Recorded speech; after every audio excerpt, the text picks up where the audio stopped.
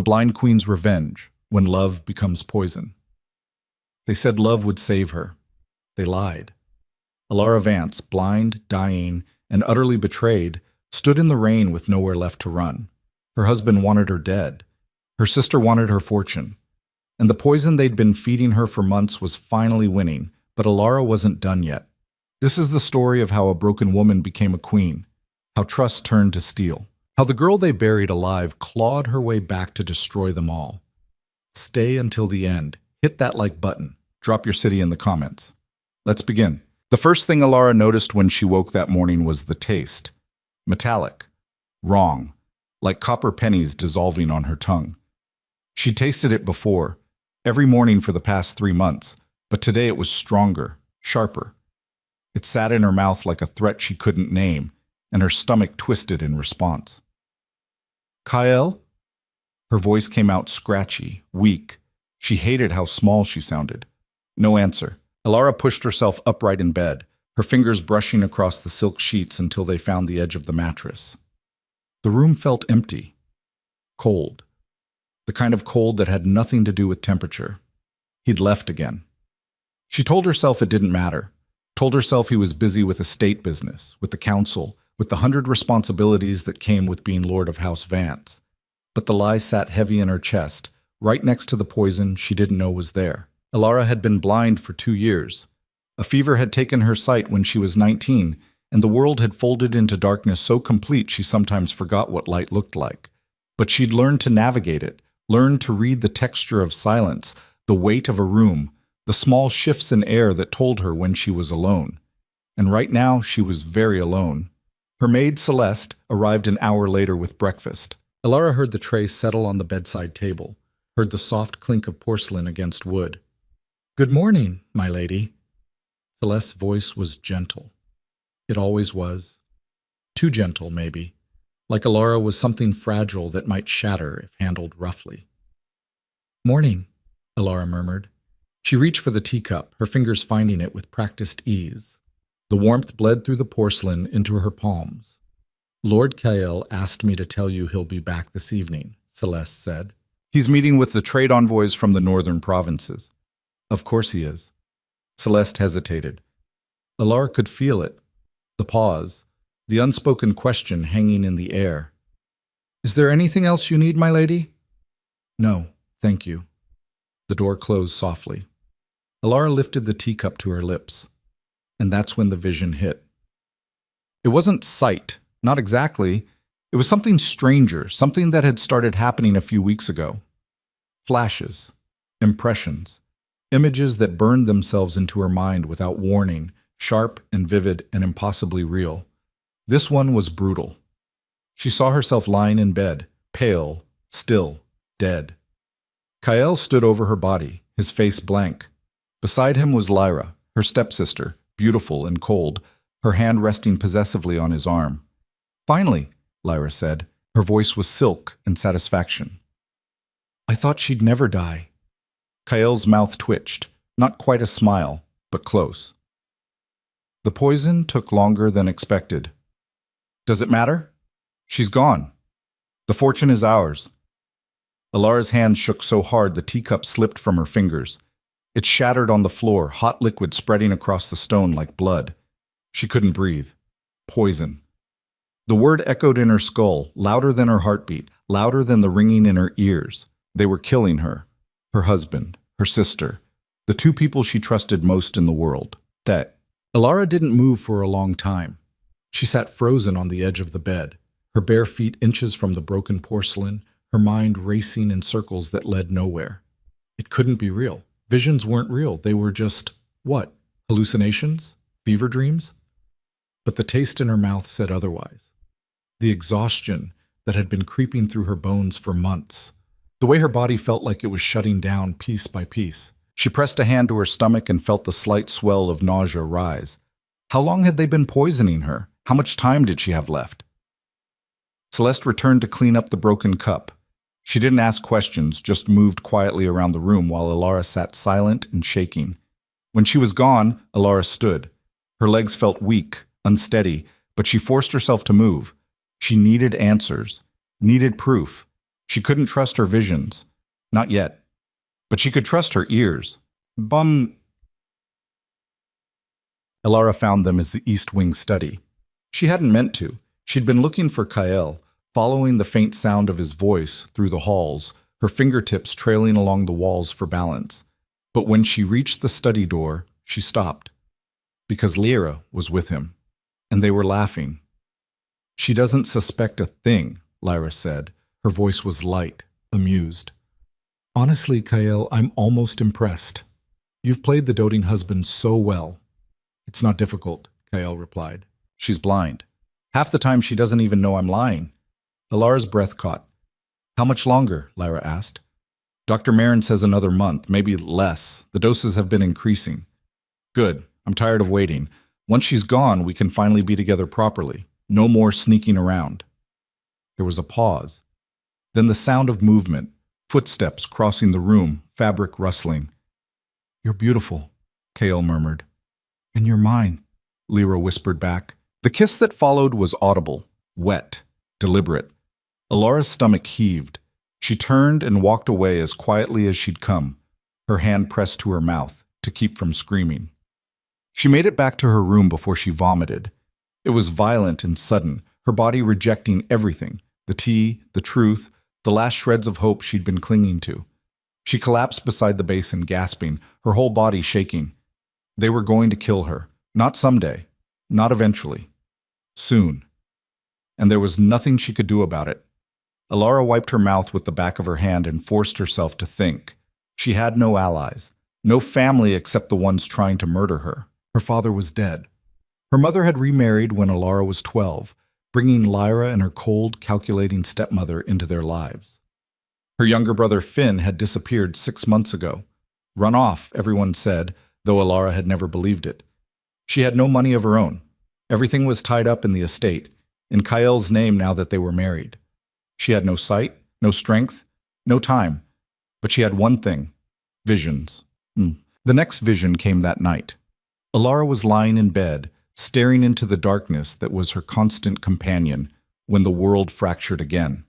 This time she saw a road, a forest, rain falling in sheets, and a carriage, black lacquer, gold trim, wheels cutting through mud. Inside sat a man, tall, broad-shouldered. His face was sharp and cold, all hard angles and unreadable eyes. Power radiated from him like heat from a fire. Dangerous, absolute, impossible to ignore. An alpha. The vision shifted. She saw herself, stumbling, desperate, throwing herself in front of the carriage, saw the horse's rear, saw the man step out into the rain, his expression unreadable as he looked down at her.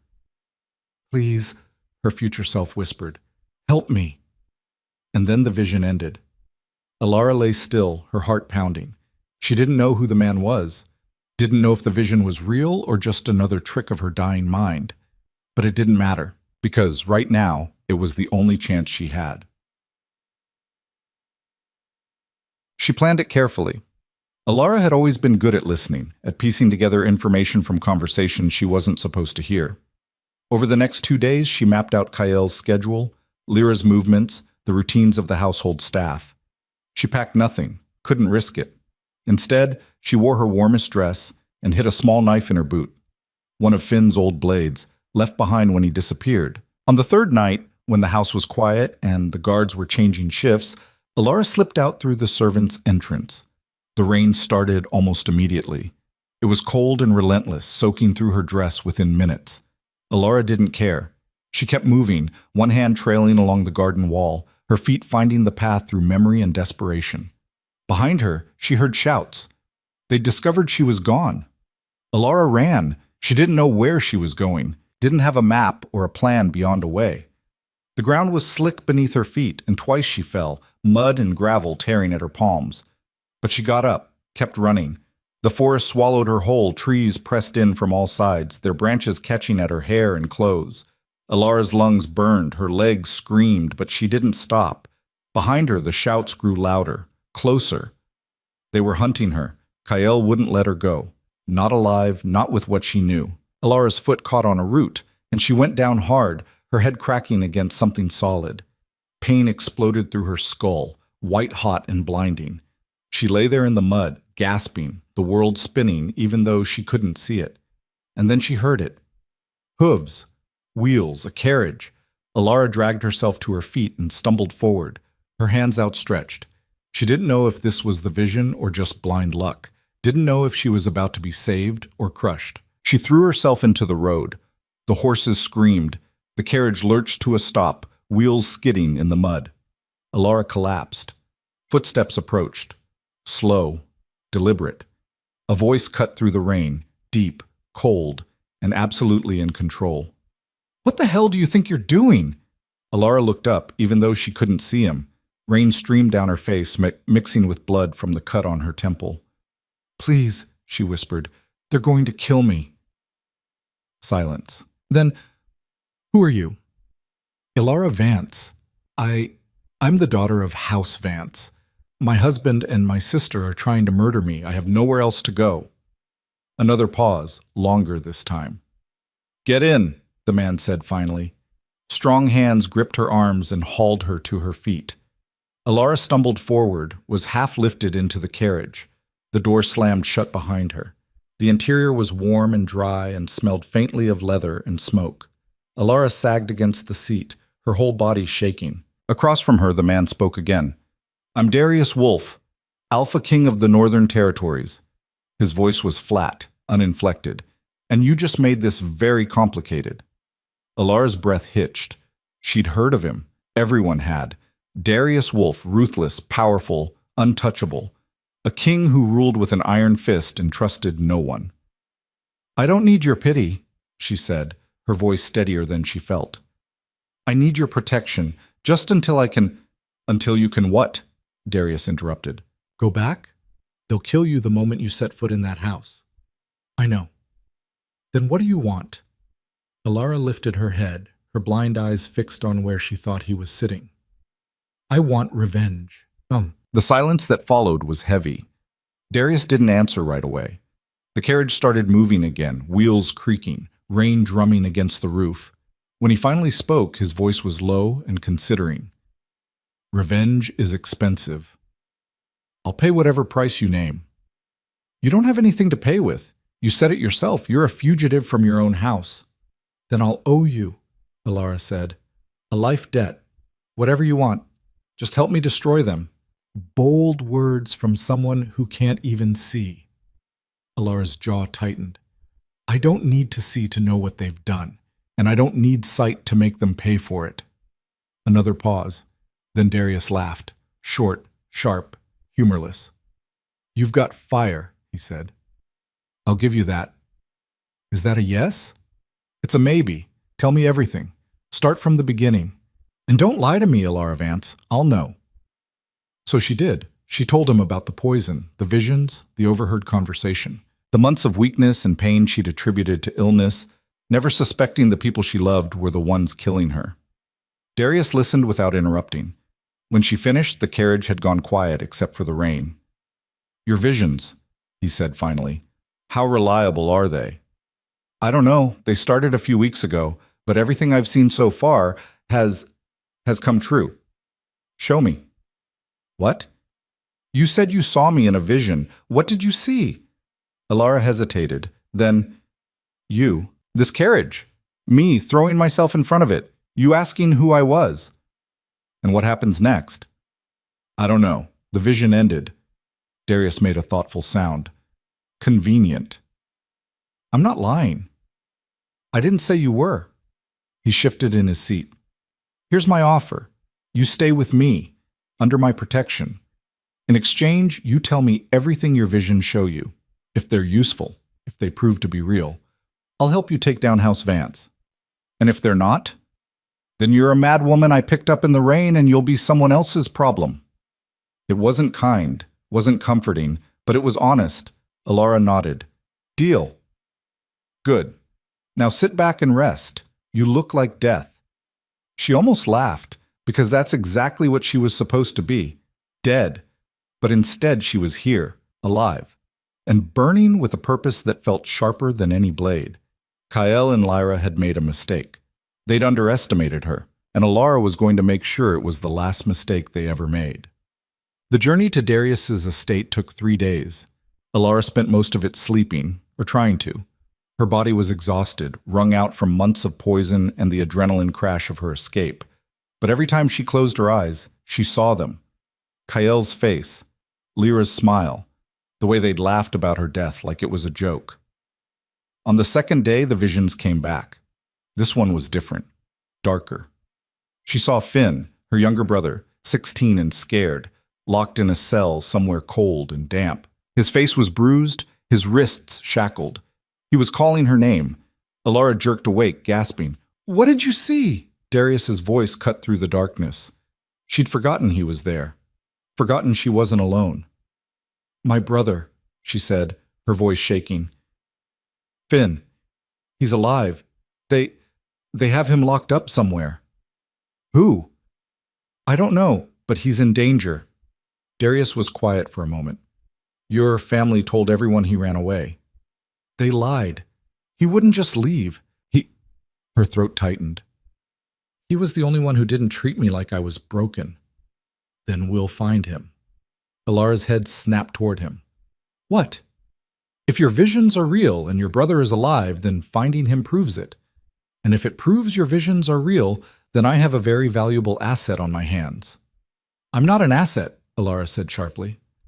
"No," Darius agreed. "You're a weapon, and I'm very good at using weapons." Alara wanted to argue, wanted to tell him she wasn't anyone's tool, but the truth was she didn't care what he called her, as long as he helped her burn House Vance to the ground. They arrived at Darius's estate on the evening of the third day. Alara could feel the difference immediately. The air was colder here, sharper, and the sounds were different. No city noise, no chatter of servants, just wind and silence and the creak of heavy gates opening. "Welcome to Wolfspire," Darius said as the carriage stopped. A hand gripped her elbow, firm but not rough, and guided her out. Gravel crunched beneath her feet. The wind bit at her face. "This way," Alara followed, her fingers brushing against his arm for balance. She hated needing help, hated being led like a child, but she swallowed her pride and kept moving. Inside, the air was warmer. Alara heard the echo of their footsteps in what must have been a massive hall. "Marin!" Darius called. A woman's voice answered, crisp, professional. "Your Majesty." "This is Alara Vance. She's been poisoned. I need you to examine her and tell me how much damage has been done." "Of course." "This way, please." Alara was led to another room, smaller, quieter. She was guided to sit on what felt like an examination table, and gentle hands began checking her pulse, her temperature, the lymph nodes in her neck. "How long have you been experiencing symptoms?" Dr. Marin asked. 3 months, maybe longer." "And the poison?" "I don't know what it is. I've been getting weaker, tired, nauseous." Marin made a thoughtful sound. "I'll need to run tests, but if you've been ingesting poison for 3 months and you're still alive, either the doses were very small or you have an unusually strong constitution." "Or both," Darius said from somewhere near the door. "How long do I have?" Alara asked quietly. Marin hesitated. "I can't say for certain until I know what we're dealing with. But if you stop ingesting it now, your body should begin to recover, slowly." "Will I get my strength back?" "In time, yes." It wasn't a guarantee, but it was hope. And right now, hope was enough. What? That night, Alara lay in a bed that wasn't hers, in a house that wasn't home, and tried to process everything that had happened. She'd escaped. She'd survived. She'd made a deal with a king, and tomorrow the real work would begin. Because Alara wasn't just going to survive, she was going to make them pay. All of them. Kael, for his lies and his poison and his hands that had held her while plotting her death. Lyra, for her betrayal and her greed and the way she'd smiled while Alara died. Her stepmother, for orchestrating it all. And anyone else who had stood by and let it happen. Alara closed her eyes and let the anger settle in her chest like a second heartbeat. She was done being the victim, done being the blind girl they pitied and discarded. From now on, she was something else, something dangerous, and they were going to learn that the hard way. The first lesson came at dawn. Alara woke to the sound of steel on steel, sharp, rhythmic, brutal. She sat up in bed, disoriented, her body still aching from the journey. The room was unfamiliar, the sheets too crisp, the air too cold. For a moment she forgot where she was. Then it all came rushing back. She dressed herself slowly, fingers fumbling over buttons and laces. No maid appeared to help. At Wolfspire, it seemed, she was expected to manage on her own. Good. She was done being pampered and poisoned in equal measure. Alara found her way to the door by memory and touch, then stepped into the hallway. The sounds of combat grew louder, voices shouting commands, feet pounding against stone, the unmistakable crack of wood on bone. She followed it. The training yard was massive. Alara could tell from the echo of sounds, the way noise bounced off distant walls. Cold air hit her face as she stepped outside, and somewhere to her left men were fighting. Again! Darius's voice cut through the chaos. You're slow, you're sloppy. If I wanted to watch children play, I'd visit a nursery. Someone grunted in response, pain or frustration, Alara couldn't tell. Faster! Your enemy won't wait for you to catch your breath. The crack of wood against wood echoed across the yard. Someone cursed. Lady Vance! Alara turned toward the voice. It was Marin, the doctor from last night. You shouldn't be out of bed yet, Marin said, though her tone wasn't unkind. Your body needs rest. My body's been resting for 3 months, Alara replied. I'm done with that. Marin made a thoughtful sound. Stubborn. That'll either save you or kill you. Probably both. A laugh, short and unexpected. Come on, let's get you fed before His Majesty decides you're fit for training. Training? You didn't think he'd let you sit idle, did you? Alara hadn't thought about it at all, but now that Marin mentioned it, the idea settled in her chest like a stone. Of course Darius wouldn't let her rest. He didn't deal in charity. Everything had a price. Breakfast was plain: bread, cheese, dried meat, and bitter tea that tasted nothing like the poison-laced drinks she'd been served at home. Alara ate mechanically, her mind elsewhere. She needed a plan. Revenge wasn't enough. She needed strategy, resources, proof, and she needed to find Finn. The vision of her brother haunted her, his bruised face, his shackled wrists, the way he'd called her name like a prayer that would never be answered. She pushed the image away and took another bite of bread. It was stale and hard, but she forced it down anyway. Tell me about the visions. Alara's head jerked up. She hadn't heard Darius enter the room. I thought you were training your men, she said. I was. Now I'm here. He pulled out a chair and sat across from her. The wood groaned under his weight. The visions. How do they work? Alara set down her tea. I don't know. They just happen. I see things that haven't occurred yet. Sometimes they're clear. Sometimes they're fragments. Can you control them? No. Can you summon them? No. So they're useless. Alara's jaw tightened. They kept me alive. Barely. Darius leaned back in his chair, studying her with an intensity she could feel even without sight. If you want revenge, you need more than sporadic visions and blind luck. You need power, real power. And you're going to give that to me? I'm going to teach you how to take it. Alara frowned. What does that mean? It means starting today you train. You learn to fight, to move, to listen. You're blind, not helpless, but right now you're acting like both. The words stung. Alara wanted to argue, wanted to throw something at him. But he was right. She hated that he was right. Fine, she said through gritted teeth. When do we start? Now. Chimatsit. The first session was humiliating. Darius took her to a smaller courtyard, empty except for the two of them. No audience. No witnesses to her failure. Fight me, he said. Alara laughed. It came out bitter and sharp. You're joking. Do I sound like I'm joking? I'm blind. You can't see, Darius interrupted. That doesn't mean you can't fight. Now stop making excuses and try. Alara's hands curled into fist. She wanted to refuse, wanted to walk away. But where would she go? She lunged. It was clumsy and desperate, her arms swinging wildly at where she thought he was. Darius sidestepped easily, and Alara stumbled past him, nearly falling. Pathetic, he said. Alara spun around, fury rising in her chest. I can't see you. Then stop relying on sight. Use your ears, your instincts. I'm not silent. She tried again. This time she listened, heard the shift of his boots against stone, the faint rustle of fabric. She swung. Missed. Darius caught her wrist mid-strike and twisted. Pain shot up her arm and Alara gasped. Predictable, he said, releasing her. You're telegraphing every move. Anyone with eyes could read you. Then teach me, Alara snapped. I am teaching you. You're just not learning fast enough. He moved. She heard it, and something hard slammed into her shoulder.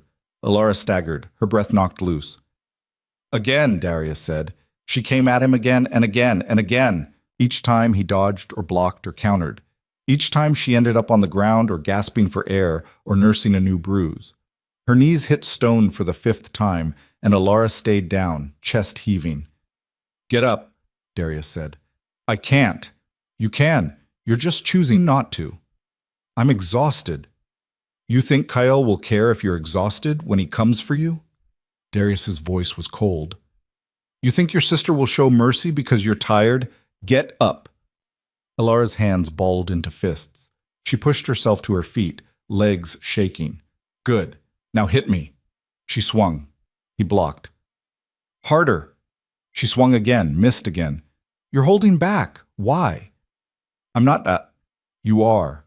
You're afraid of hurting yourself, afraid of failing. Stop being afraid and fight. Something in Alara snapped. She screamed, raw and furious, and threw herself at him. No technique, no strategy, just rage. Darius caught her easily, but this time he didn't throw her down. He held her there, her fist pounding uselessly against his chest. Better, he said quietly. That's the fire I need to see. Now learn to control it. By the time he finally called a halt, Alara was shaking with exhaustion and rage. You're weak, Darius said bluntly. The poison did more damage than Marin thought. It'll take months to rebuild your strength. I don't have months. Then you'd better work faster. Alara wanted to scream at him, wanted to tell him this was impossible, that he was asking too much. But instead she nodded. Because impossible or not, she didn't have a choice. The days blurred together after that. Every morning, Alara trained. Darius was relentless, pushing her past exhaustion, past pain, past the point where her body begged her to stop. He didn't coddle her, didn't offer encouragement. He just demanded more. And somehow, slowly, Alara began to improve. She learned to listen, not just to sound, but to the space between sounds. The way air moved when someone approached. The slight shift in temperature when a body was near. She learned to fall without breaking, to strike without hesitation. She learned to hurt people, and she learned to enjoy it. One morning, she actually landed a hit, her fist connecting with Darius's ribs. It wasn't hard enough to do real damage, but it was enough to make him grunt. Better, he said. It was the closest thing to praise she'd gotten from him. Alara smiled. The visions continued. Some were small, flashes of conversations, glimpses of faces she didn't recognize. Others were vivid and terrible. One night she saw Kyle standing in her empty bedroom, his face twisted with fury. She's alive, he snarled. I know it. Lyra stood beside him, pale and worried. How? The hunters said, I don't care what they said. She's out there, and when I find her, I'll finish this myself. What if she went to the authorities? What if she tells them about... She has no proof, Kyle interrupted. No one will believe a blind woman over me. She's not stupid, Kale. If she escaped, she had help. Then we find out who helped her, and we kill them too. Alara woke gasping, her heart pounding. Kale was looking for her. Of course he was. Tell me. She turned toward Darius's voice. He was sitting in the corner of her room, half hidden in shadow. How long have you been there? Alara demanded. Long enough? What did you see? She told him. When she finished, Darius was sentient for a long moment. He won't find you here, he said finally. Wolfspire is protected. Even if he knew where to look, he'd never make it past the gates. And if he does, then I'll kill him myself. It wasn't a boast, just a fact. Alara exhaled slowly. Why are you helping me? I told you, you're useful. That's not an answer. Darius stood, moving toward the door. Get some sleep, Alara. Tomorrow's going to be worse. He left before she could argue. 2 weeks into her training, the vision of Finn came back. This time, it was clearer. Alara saw the cell, stone walls slick with damp, iron bars rusted and old. Finn was thinner than before, his face gaunt, his eyes hollow. He was whispering something over and over. "Alara, please, Alara!" She saw a guard walk past, saw the emblem on his uniform, a serpent coiled around a rose. House Vance. They were keeping him in the family dungeons. The vision shifted. She saw her stepmother, cold and elegant, standing in the corridor outside Finn's cell. "Let him rot," the woman said. "He's served his purpose." "And if Alara comes for him," a guard asked, "then we'll have her exactly where we want her." The vision ended. Alara woke with tears streaming down her face. "I know where he is," she told Darius at breakfast. He set down his cup. "Where?" "The dungeon's beneath House Vance. There's a guard, tall, scarred face, serpent emblem on his chest." "Oh, that's half the guards in your family's employ." "Then we narrow it down." Alara leaned forward. "You said if my visions proved useful, you'd help me. This is useful. My brother is alive and they're torturing him." Darius studied her for a long moment. "Rescuing him means going back into enemy territory, with no guarantee we'll succeed." "I know. It's a trap waiting to happen. I know. And you still want to do this?" "He's my brother," Alara said quietly. "He's the only family I have left who didn't try to kill me. So yes, I still want to do this." Darius exhaled slowly. "Then we do it smart. No charging in blind, no pun intended. We plan, we prepare, and we hit them when they least expect it." Alara nodded, relief flooding through her. "Thank you." "Don't thank me yet," Darius said. "This is going to get ugly." Chat. Planning the rescue took another week. Darius brought in maps of House Vance, detailed layouts of the estate, the dungeons, the guard rotations. Alara didn't ask how he'd obtained them. She didn't care. She studied them by touch, her fingers tracing the raised lines and textures Marin had added to help her navigate. "The dungeons are here," Darius said, guiding her hand to a specific section. 3 levels. If your vision is accurate, your brother's on the lowest one. "How do we get in?" "There's a service entrance on the east side, used by suppliers and servants. It's less guarded, but still risky." "What about the guards?" "We go at night, minimal staff. I'll bring 3 men, enough to handle trouble, not enough to draw attention." Alara shook her head. "I'm coming with you." "No." "He's my brother." "And you're still recovering from being poisoned," Darius interrupted. "You're not ready for a fight." "I don't need to fight. I need to find him. And I'm the only one who knows what he looks like." Darius was silent. "You need me," Alara pressed. "Admit it." "I need you alive," he said finally. "If you come and something goes wrong, then I die, just like I would have if you'd left me in that road." Darius exhaled sharply. "You're infuriating." "So I've been told." Another pause. Then, "Fine. But you follow my orders. No heroics, no improvisation. Understood?" "Understood." Liar, Alara thought, but she kept her mouth shut. They left under cover of darkness. Alara rode in a plain carriage with Darius and his men, 3 soldiers whose names she didn't bother learning. She could feel their skepticism radiating off them in waves. "She's going to get us killed," one of them muttered. "Quiet," Darius said. "With respect, Your Majesty, bringing a blind woman on a rescue mission is—" "I said quiet." Darius's voice dropped to something dangerous. "Or I'll give you something real to complain about." The soldier fell silent. Alara sat rigid in her seat, hands clenched in her lap. She wanted to defend herself, wanted to prove she wasn't a liability. But actions would speak louder than words. The journey took hours. When they finally stopped, Alara could smell it, the familiar scent of the Vance estate, roses and wood smoke and expensive perfume. It made her stomach turn. "We move fast," Darius said. "Alara stays between me and Garrett. No one engages unless necessary." The men murmured agreement. Alara's heart was pounding so hard she thought it might break through her ribs. They moved through the dark like ghosts. Alara clung to Garrett's arm, letting him guide her while she focused on listening. Every sound felt amplified, The crunch of gravel, the distant hoot of an owl, the whisper of wind through trees. The service entrance was exactly where Darius said it would be. One guard stood watch. Darius took him down silently, a hand over his mouth, a blade to his throat. The man crumpled without a sound. Inside, the air was colder, damper. They descended. The dungeon smelled like rot and despair. Alara's stomach churned, but she forced herself to keep moving. Stone stairs spiraled downward, 1 level, then 2, then 3. The air grew thicker with each step, heavy with moisture and decay. "There," Alara whispered, pointing toward a cell at the far end. Darius moved ahead, checking for guards. Found none. The cell door was locked, but one of the soldiers made quick work of it. Metal scraped against metal, and the door swung open with a groan that seemed impossibly loud. And there, hunched in the corner, barely visible in the dim light, was Finn. Alara's breath caught. "Finn," she whispered. He looked up. His face was bruised, his wrists raw from shackles, but his eyes were still the same. "Alara?"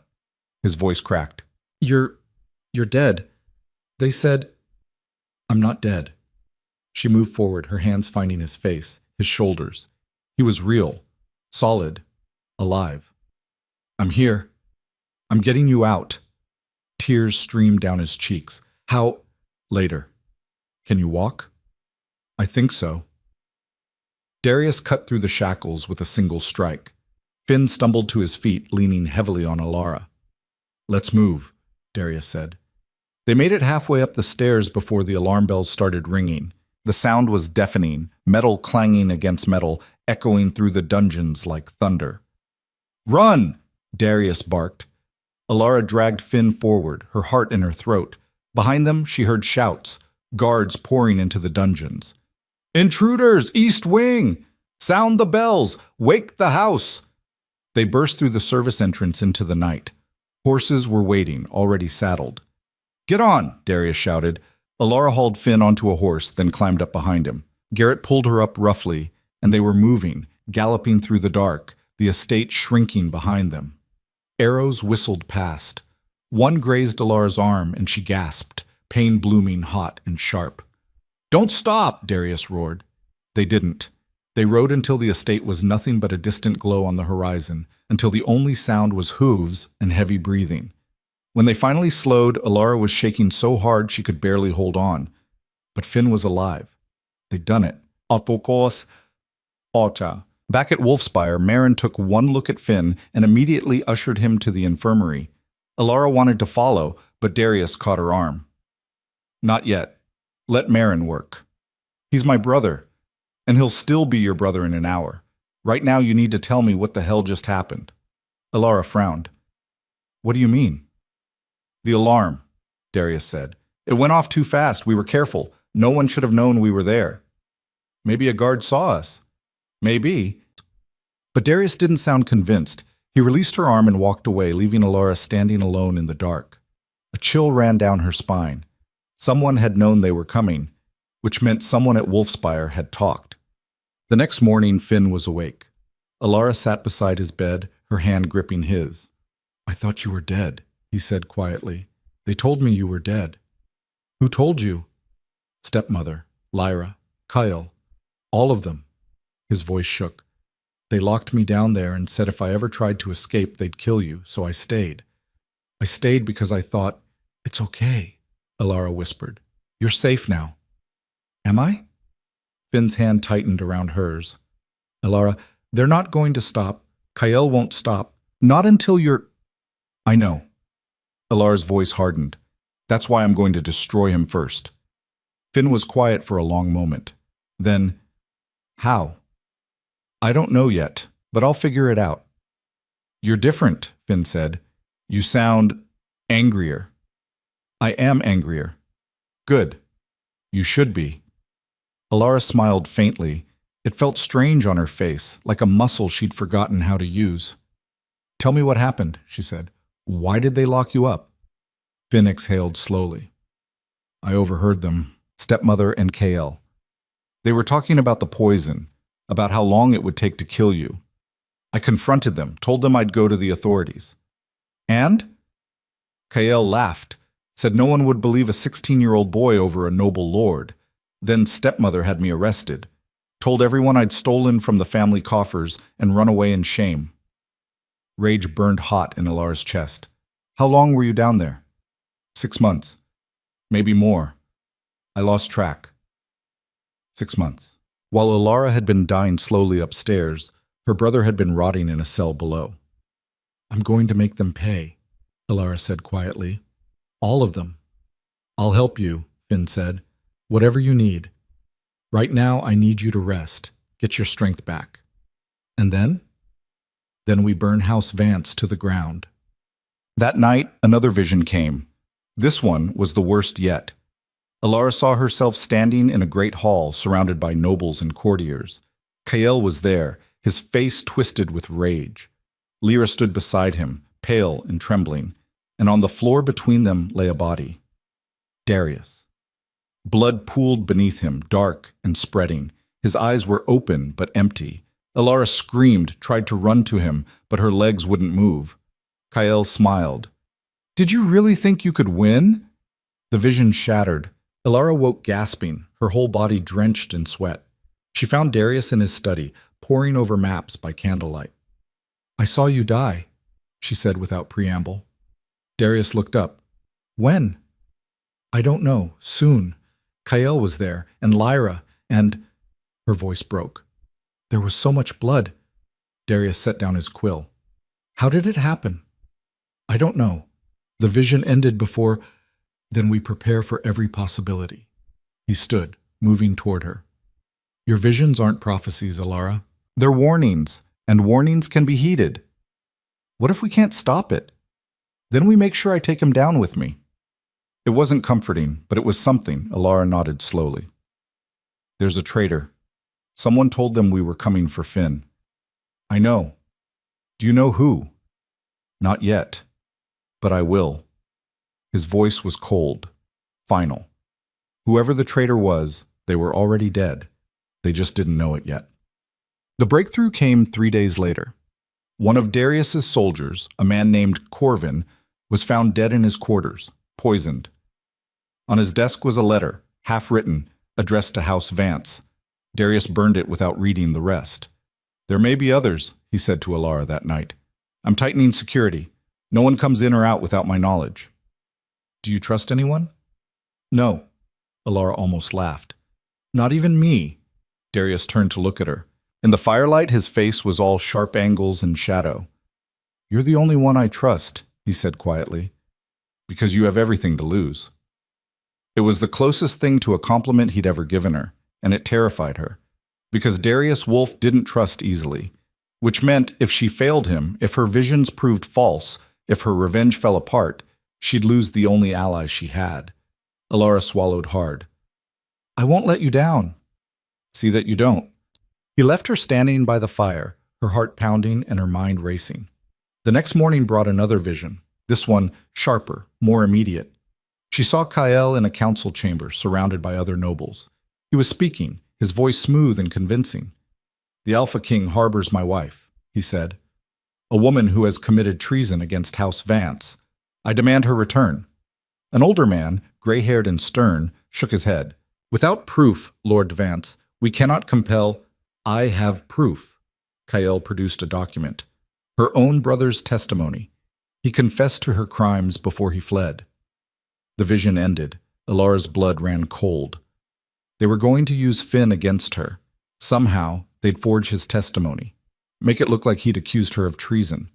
She found Darius immediately and told him everything. They're coming for me, she said, using the law, using Finn. Then we get ahead of it, Darius replied. Your brother is here, alive. His testimony will disprove whatever lies they've manufactured. Will it be enough? It has to be. But Alara could hear the doubt in his voice. The war with House Vance had begun, and blood was coming. The summons arrived 5 days later. A royal courier delivered it at dawn, sealed with the emperor's crest, heavy parchment that crackled when Darius unfolded it. Alara sat across from him in the study, listening to the silence that followed. What does it say? She asked finally. We're being summoned to the imperial court. 2 weeks from now. Darius's voice was flat. House Vance has filed a formal petition. They're accusing you of theft, conspiracy, and attempted murder of your husband. Alara's hands clenched in her lap. Attempted murder? Apparently you poisoned Kyle's wine before you fled. He's claiming he barely survived. The audacity of it stole her breath. That's a lie. Of course it's a lie. But lies presented well enough become truth. Darius set the summons down. They're also demanding Finn's extradition, claiming he's a fugitive who stole from the family coffers. We have Finn. He can testify. He can try. But he's 16, traumatized, and has no proof beyond his word. Kale is a respected noble with physicians willing to swear they treated him for poisoning. Who do you think the court will believe? Alara's stomach twisted. So we're already dead. Not dead, just outmaneuvered. Darius stood, pacing to the window. They're forcing us into the open, making us play on their ground. Then we don't go. If we don't go, the Emperor issues a warrant. I'd be harboring a known criminal. It would give them legal grounds to move against Wolfspire. So we're trapped. We're cornered, Darius corrected. There's a difference. Alara heard the edge in his voice. Not defeat, but calculation. He was already thinking 3 moves ahead. What do we do?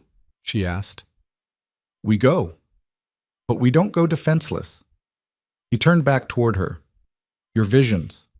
Can you control them at all? Force them to show you something specific? I've tried. They come when they want to. Try harder. We need to know what Kyle's planning, what proof he thinks he has, every advantage he's holding. And if I can't, then we walk into that court blind. Again, no pun intended, and hope we're faster on our feet than they are. It wasn't a plan. It was barely even hope, but it was all they had. Alara spent the next 3 days trying to summon visions. She pushed herself past exhaustion, meditating, focusing, willing the images to come. Marin gave her herbs that were supposed to enhance perception. Darius had her spar until she collapsed, thinking pain might trigger something. Nothing worked. The visions came on their own schedule, as capricious and unreliable as ever. On the 4th night, Alara gave up. She sat in her room, head in her hands, frustration burning through her like fever. A knock at the door. Come in, she said tiredly. Footsteps. Too light to be Darius. Too hesitant to be Marin. Alara? Finn? She lifted her head. You should be resting. I've been resting for 6 months. He sat down beside her. You look terrible. Thank you. I'm serious. When's the last time you slept? Alara didn't answer, couldn't remember. Finn was quiet for a moment. Then, they're going to use me against you, aren't they? We won't let them. How? I was locked in a dungeon for half a year. I don't have proof of anything except that I'm exactly what they say I am, a runaway who got caught. You didn't run away. You were imprisoned. Can we prove that? Alara's silence was answer enough. Finn exhaled slowly. I'm sorry. This is my fault. If I hadn't confronted them, don't. Alara's voice was sharp. Don't apologize for trying to save my life. You're the only one who did. And now we're both going to die for it. We're not going to die. You don't know that. No, Alara admitted. But I'm going to fight like hell to make sure we don't. Finn leaned against her shoulder. He felt thinner than she remembered. Frailer. I'm scared, he whispered. Me too. It was the first time she'd said it out loud. And somehow, admitting it made it easier to breathe. The vision came that night. Violent, sudden, overwhelming. Alara saw the imperial court, vast and golden, filled with nobles in silk and jewels. She saw herself standing before the emperor, Darius at her side. Kael was there. Lyra, her stepmother, and someone else. A woman Alara didn't recognize, tall, elegant, with silver hair and cold eyes. She wore the robes of a high inquisitor. Lady Vance, the woman said. Her voice was silk over steel. You stand accused of grievous crimes against your lawful husband. How do you plead? Not guilty, Alara heard herself say. Then let us examine the evidence. Kael stepped forward. Your Eminence, I present testimony from my household physician. He will confirm that my wife administered poison to me on 3 separate occasions. A man in healer's robes approached. Alara recognized his voice. Dr. Halverson, the family physician who'd treated her supposed illness for months. The same man who'd probably been helping them poison her. I treated Lord Vance for acute toxin exposure, Halverson said smoothly. The symptoms were consistent with nightshade poisoning. When I questioned him, he revealed his wife had been acting strangely, paranoid, delusional. I believe she was suffering from a mental affliction. Lies. All lies. But presented so smoothly, so convincingly. The vision shifted. The Inquisitor turned to Finn. And you, boy, what do you know of your sister's crimes? Finn's face was pale, terrified. I don't speak truthfully. You were imprisoned for theft, were you not? No, they locked me up because I knew. Because you knew your sister was plotting against her husband? The Inquisitor's voice was gentle, coaxing. It's all right. You can tell the truth now. You're safe. That's not... But the vision was already shifting again. This time Alara saw Darius standing rigid, his jaw clenched. You would accuse a member of the imperial nobility based on the testimony of a disgraced physician and a traumatized child? He said coldly. I accuse her based on evidence, Kael replied. Evidence I'm prepared to present. He produced a letter. Alara's stomach dropped. She recognized the handwriting, her own. This letter, Kael said, was written by my wife 3 months ago. In it, she confesses her intent to poison me and take control of House Vance. Let me see that, Darius demanded. But the Inquisitor was already reading it aloud, and the words sounded exactly like something Alara might write, except she'd never written them. The vision ended. Alara jerked awake, gasping. Forged evidence. They had forged evidence in her own handwriting. She found Darius immediately and told him everything. A letter, he said quietly. In your handwriting. I never wrote it, I swear. I believe you, but proving it's forged will be nearly impossible, especially if they have a handwriting expert willing to testify it's genuine. Then what do we do? Darius was silent for a long moment. We attack from a different angle. If we can prove Kael was the one poisoning you, if we can get evidence of his conspiracy with Lyra and your stepmother, it discredits everything he's claiming. How do we get that evidence? We go back to House Vance. Alara's blood ran cold. That's suicide. Maybe, but it's the only move they won't expect. Darius leaned forward. They think we're cornered. Think we'll show up at court and try to argue our way out. They're not prepared for us to go on the offensive. You want to break into their estate again? No, I want to walk in the front door. Alara stared at him. You've lost your mind. Probably, but think about it. Kael believes you're hiding, believes you're weak and scared. What if you show up at his door, bold, alive, and demanding answers? It'll shake him, make him sloppy. Or he'll kill me on sight. Not if you're under my protection. Not if I'm standing right beside you. You're betting everything on him being too proud to murder me in front of witnesses. I'm betting on him being too arrogant to see the trap until it's sprung. It was insane, reckless, exactly the kind of bold, impossible move that might actually work. When do we leave? Alara asked. Darius smiled, sharp and dangerous. Tomorrow night. But they rode to House Vance with an escort of 20 soldiers, not an army, but enough to make a statement. Alara wore a dress Marin had chosen, deep crimson, elegant, nothing like the plain clothes she'd fled in. Her hair was pinned up, her face was clean.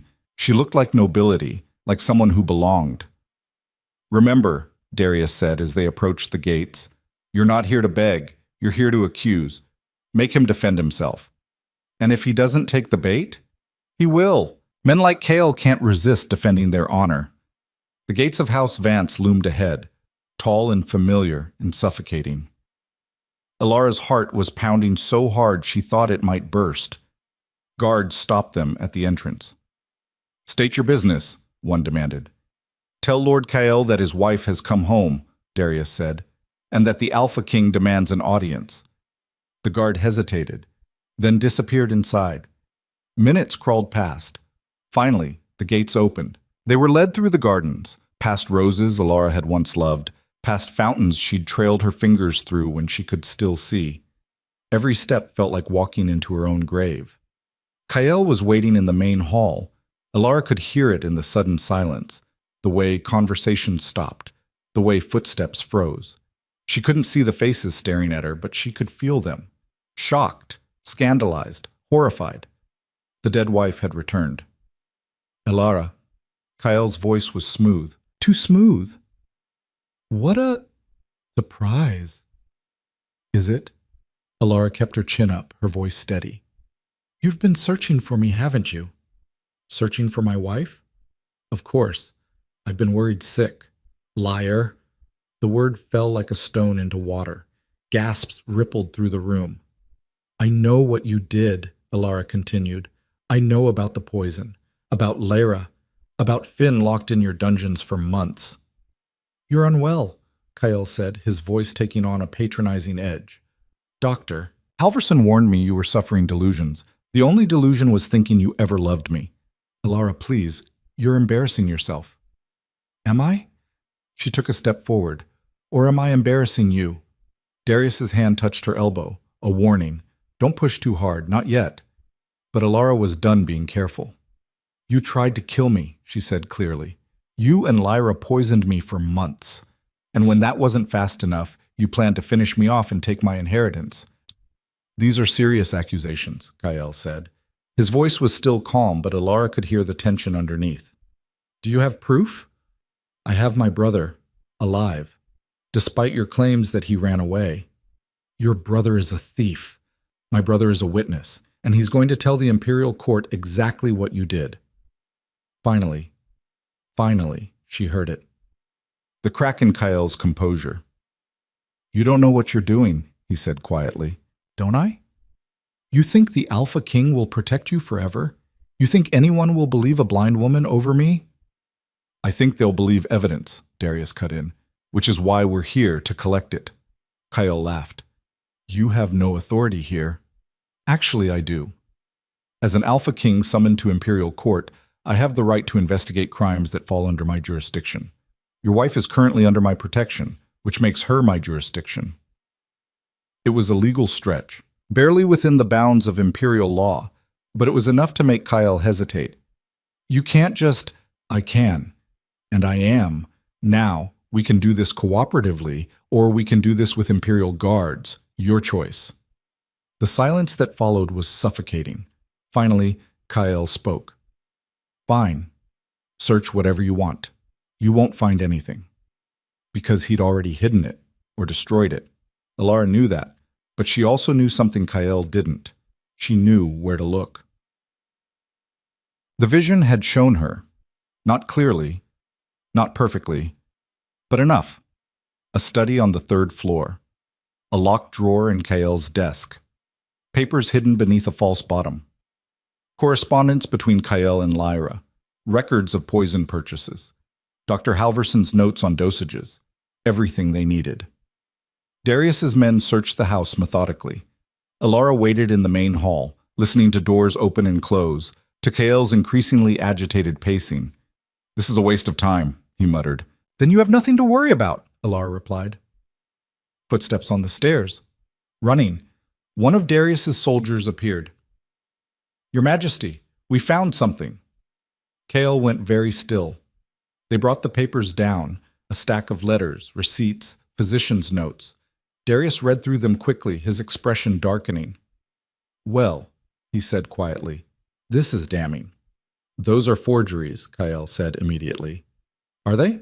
Because this one is dated 6 months ago, and it details exact dosages of nightshade to be administered to Lady Vance, signed by Dr. Halverson. Anyone could have written that. And this one, Darius continued, holding up another letter.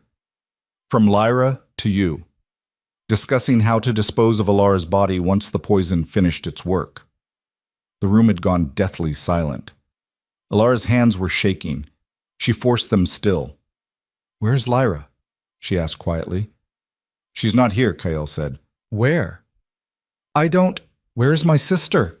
Alara's voice rose. A door opened somewhere above them. Footsteps. Then Lyra's voice, high and panicked. Kael, what's happening? Why are there soldiers? She stopped. Alara couldn't see her, but she could imagine it.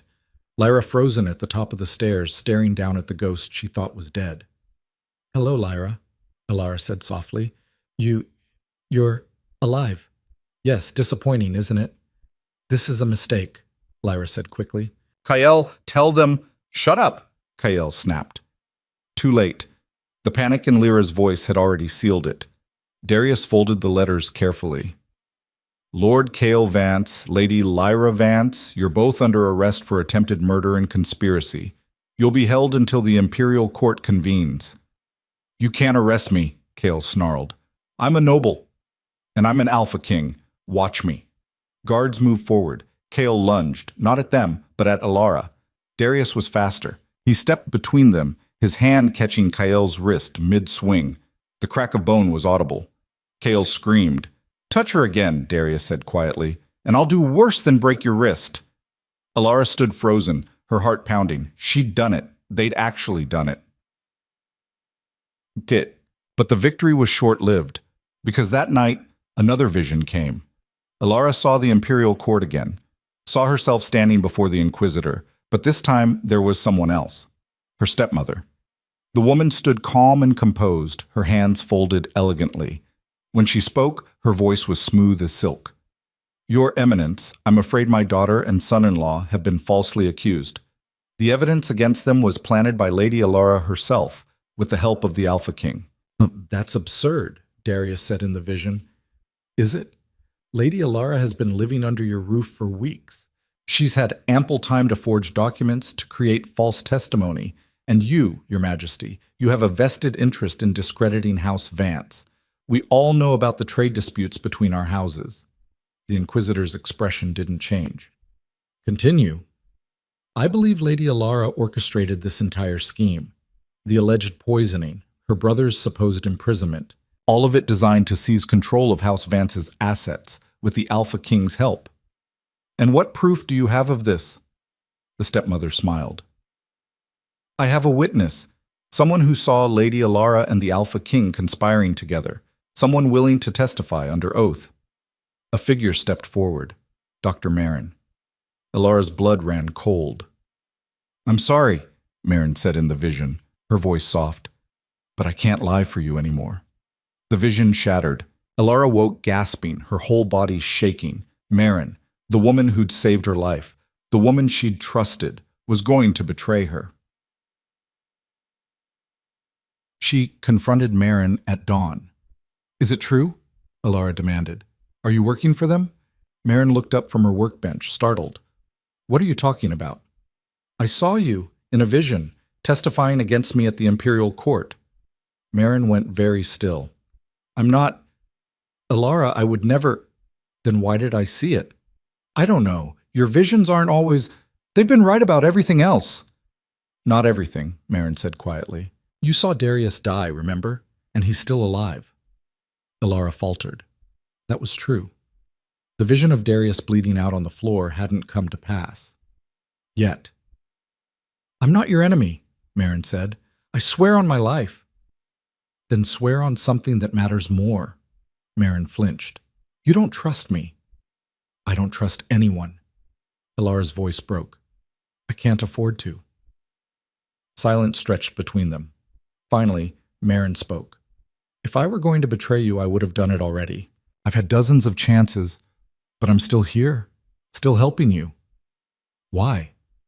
Because what they did to you was wrong, and because I'm tired of watching powerful men destroy women and walk away unpunished. It sounded true, but Alara had believed lies before. I'll be watching you, she said quietly. I know. Alara left before the doubt could eat her alive. The Imperial Court convened exactly 2 weeks after the summons arrived. The journey to the capital took 3 days. Alara spent most of it in silence, her mind racing through every possible outcome.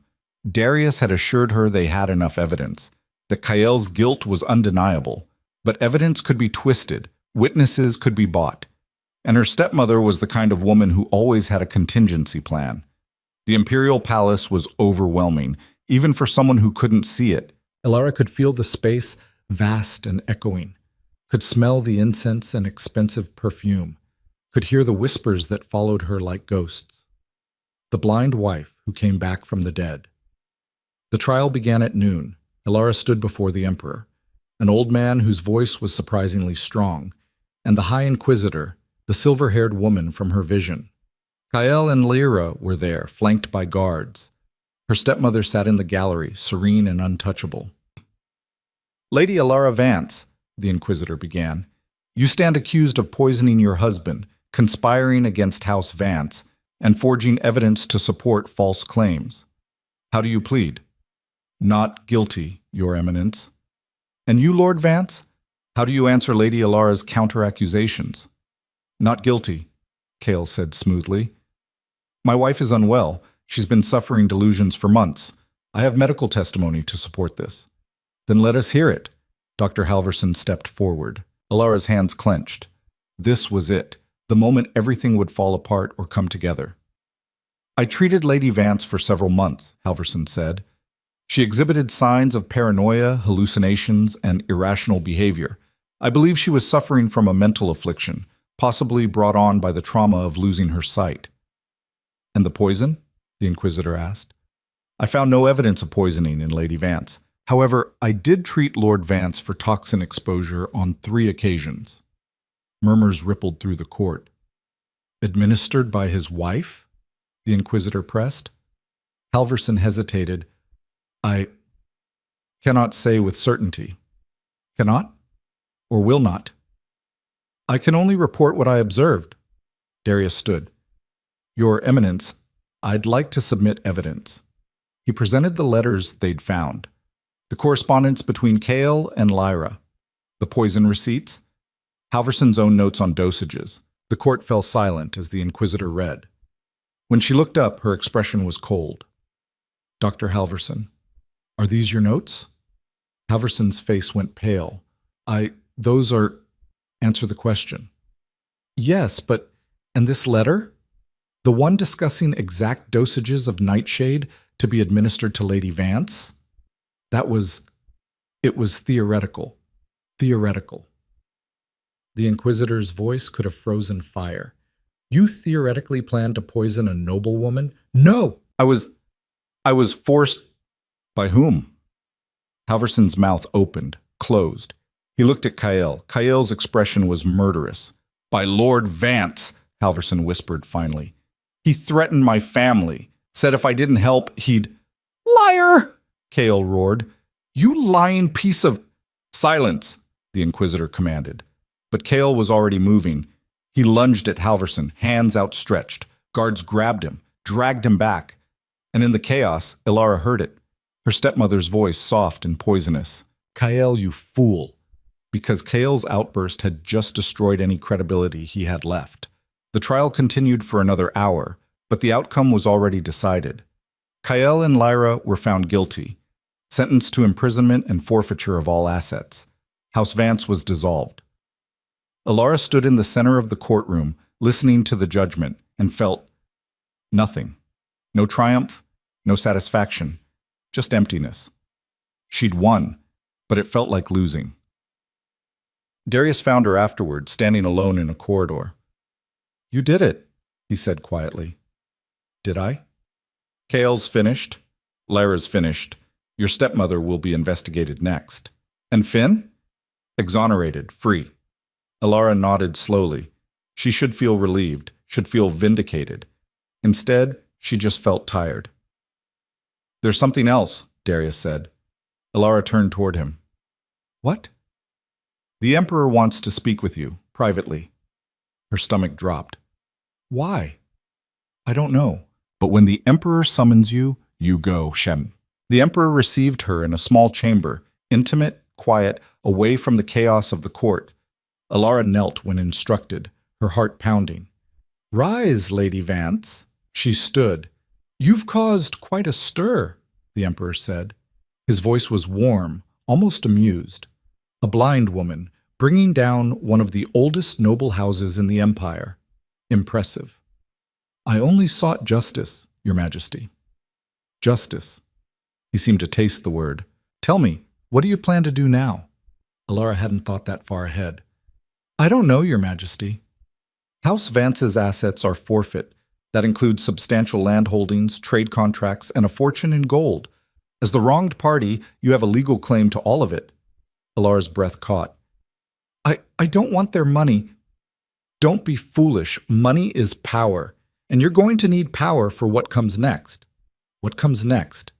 The Emperor was quiet for a moment. Then, the Alpha King has proposed a marriage contract between you and him. The world tilted. What? It's a sound political move. Unites his territory with your newly acquired holdings. Solidifies both your positions. Did Darius agree to this? He proposed it. Alara's mind was reeling. Why would he? You'd have to ask him, but I'll tell you this. I'm inclined to approve it, if you consent. And if I don't? Then you walk away with your fortune and your freedom. But you'll be alone, vulnerable. There are plenty of nobles who'll see you as an easy target. It wasn't a threat, just reality. Alara's hands were shaking. Marry Darius, the man who'd saved her, trained her, stood beside her through everything, the man she didn't trust, the man she couldn't afford to trust. I need time to think, she whispered. You have 3 days. Then I'll need your answer. Alara was dismissed. She walked out of that chamber in a daze, her mind spinning. And when she found Darius waiting in the hall, she didn't know whether to thank him or slap him. You proposed a marriage contract? She said quietly. Darius looked at her steadily. Yes. Without asking me first? Would you have agreed if I'd asked? No.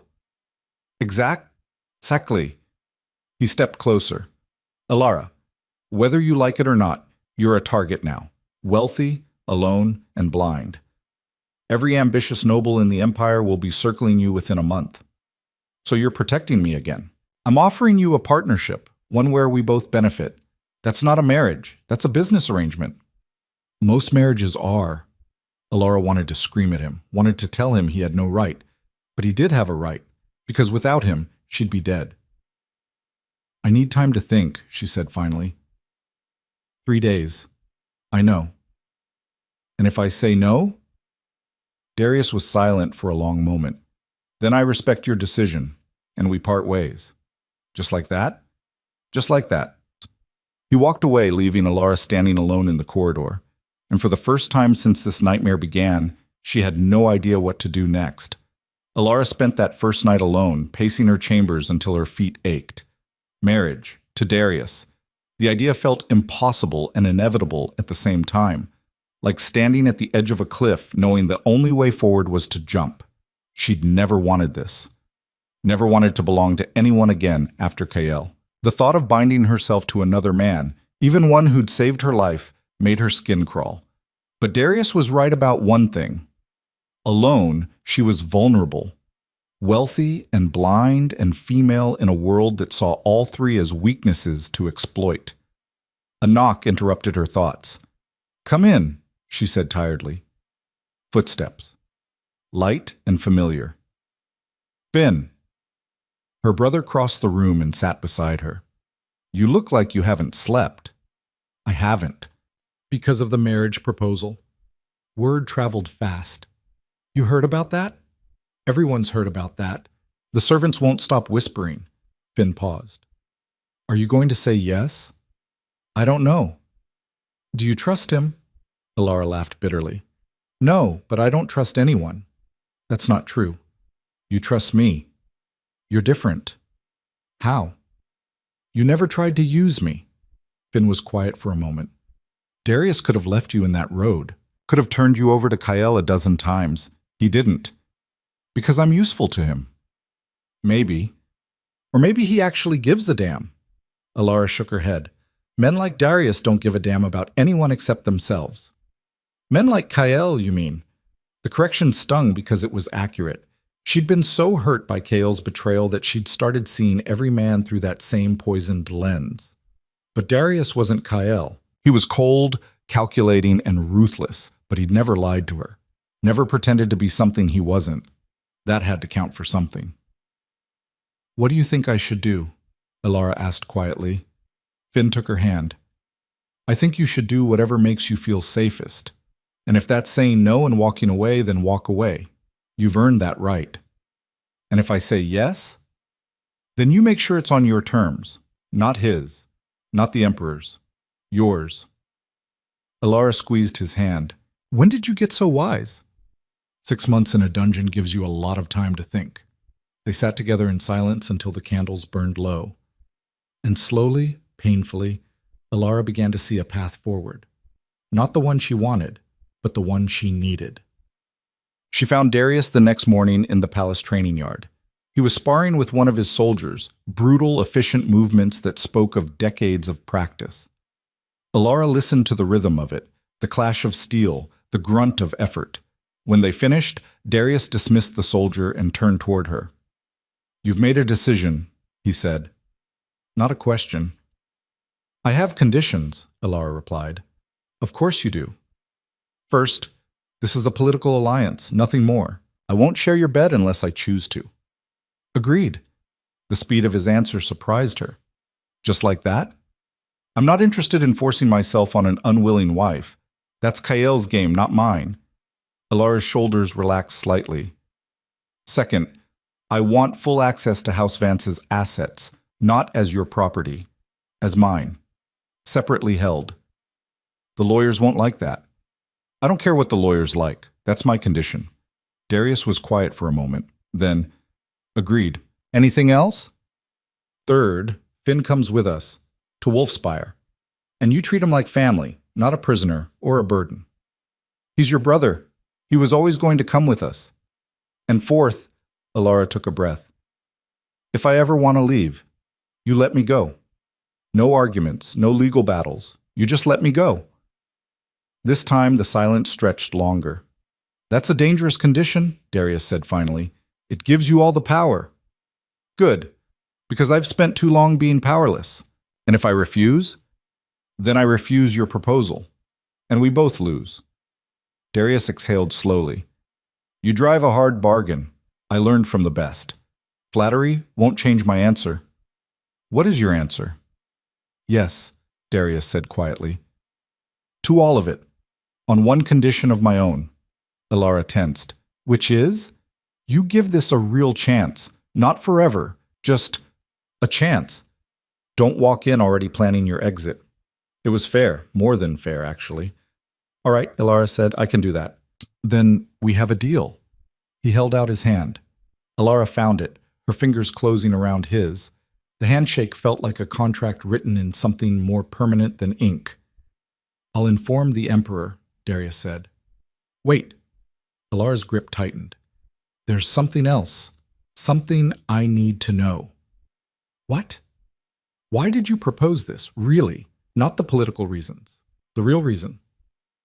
Darius was silent for so long, Alara thought he wouldn't answer. Then, because you're the first person in a decade who's looked at me and seen something other than a weapon or a crown, and I'm selfish enough to want to keep that. It wasn't a declaration of love, but it was honest, and honesty, Alara was learning, was rarer than love. Okay, she said quietly. Let's do this. The wedding took place 3 days later. It was a small ceremony, nothing like the grand spectacle Alara's first wedding had been. Just the Emperor, a handful of witnesses, and the priest who bound their hands with silk cord. Alara wore a simple dress. No veil, no flowers. She wasn't a bride. She was a woman making a calculated decision to survive. Darius's hand was steady in hers as they spoke the vows. His voice was calm, controlled. Everything Kael's had pretended to be and wasn't. When it was done, the Emperor smiled. Well then, I pronounce you husband and wife. Long may your alliance prosper. Alliance, not marriage. The Emperor understood exactly what this was. Afterward, there was a small reception. Nobles Alara didn't know offering congratulations she didn't want. She smiled and nodded and said all the right things while her mind was elsewhere. Finn stayed close, a solid presence at her elbow. You all right? He whispered. Ask me in a year. He laughed quietly. Fair enough. Across the room, Alara heard Darius speaking with one of his advisors. The man's voice was low but clear. Your Majesty, there are concerns about the merger of assets. House Vance's holdings are substantial, but they're also contested. Several noble families are claiming they have rights to portions of the estate. Let them claim, Darius said coldly. We have the Emperor's backing and legal precedent. Anyone who challenges us will lose. And Lady Alara? How much authority will she have? Full authority over her inherited assets. I've already signed the documents. The advisor sounded shocked. You're giving her independent control. I'm honoring an agreement. There's a difference. Alara felt something shift in her chest. He'd actually done it, kept his word without her having to fight for it. Maybe this wouldn't be a disaster after all. They left the capital the next morning. The journey back to Wolfspire took 4 days. Alara spent most of it silent, processing everything that had happened in the past month. A month ago, she'd been dying. Now she was an alpha queen with a fortune and a husband she didn't hate. The transformation felt surreal. On the third night, Darius joined her by the campfire. Can't sleep? He asked. Too much on my mind. Want to talk about it? Alara almost laughed. When did you become interested in talking? When I married someone who might actually have something interesting to say. She did laugh then, short and surprised. They sat in silence for a while, listening to the fire crackle. What happens now? Alara asked finally. Now we consolidate power. Make it clear that House Wolf Vance is not to be trifled with. House Wolf Vance? You didn't think I'd erase your name completely, did you? You earned it. By almost dying? By surviving. Darius shifted.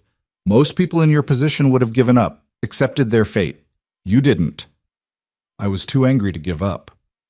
Anger's a powerful motivator, but it won't sustain you forever.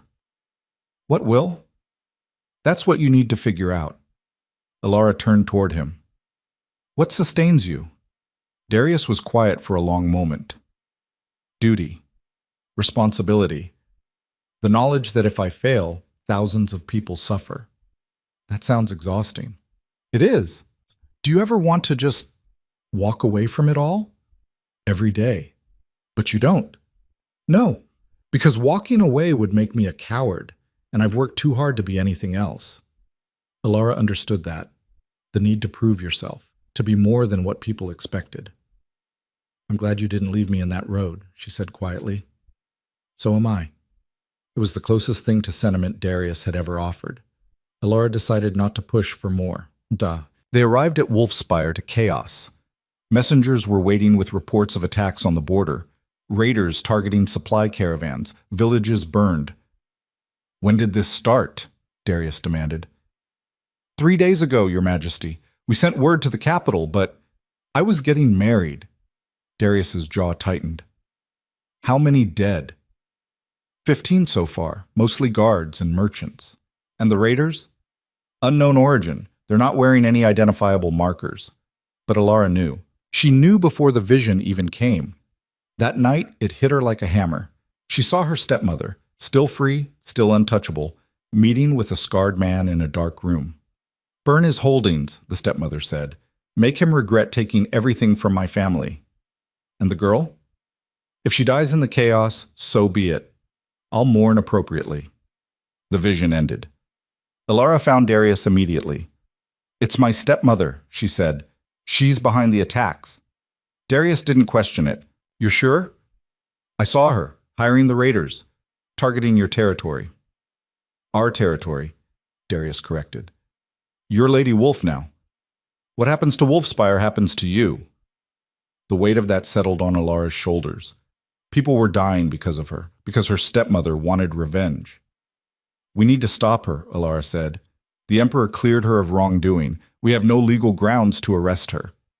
Then we don't use legal grounds. We use mine. Darius looked at her sharply. What are you proposing? I'm proposing we beat her at her own game. She wants to destroy us quietly. We expose her publicly, show everyone exactly what kind of woman she is. How? Alara smiled, sharp and cold. Leave that to me. The plan took 2 weeks to arrange. Alara reached out to every contact she had, former servants from House Vance, merchants who'd done business with her stepmother, nobles who'd been burned by the woman's schemes. She collected testimony, evidence, stories of bribery, blackmail, and cruelty stretching back decades. Her stepmother had made a lot of enemies, and Alara was going to give them all a voice. The imperial court reconvened for a special session. Alara stood before the same inquisitor who'd judged Kyle, her hand steady. "Your Eminence, I'm here to present new evidence regarding my stepmother, Lady Helena Vance, evidence of crimes that extend far beyond her daughter's conspiracy." The inquisitor's expression didn't change. "Proceed." Alara called her witnesses one by one. A merchant who testified that Helena had blackmailed him into selling underpriced goods to House Vance for years. A former servant who had been beaten for refusing to lie under oath. A noble whose daughter had been ruined by Helena's lies, driving the girl to take her own life. Each testimony was damning. Each one painted a picture of a woman who'd built her power on suffering. When the last witness finished, the court was silent. Helena sat in the gallery, her face a mask of composure. But Alara could hear it, the slight tremor in her breathing, the crack forming in her armor. "Lady Helena," the inquisitor said, "how do you answer these accusations?" Helena stood gracefully. "They're lies. Fabrications created by a vindictive stepdaughter who's never forgiven me for marrying her father. And the witnesses? Paid actors, or people with grudges. I'm not surprised Lady Alara found them. She's proven quite adept at manipulation." "I haven't manipulated anyone," Alara said quietly. "I've just given people permission to tell the truth." "Truth?"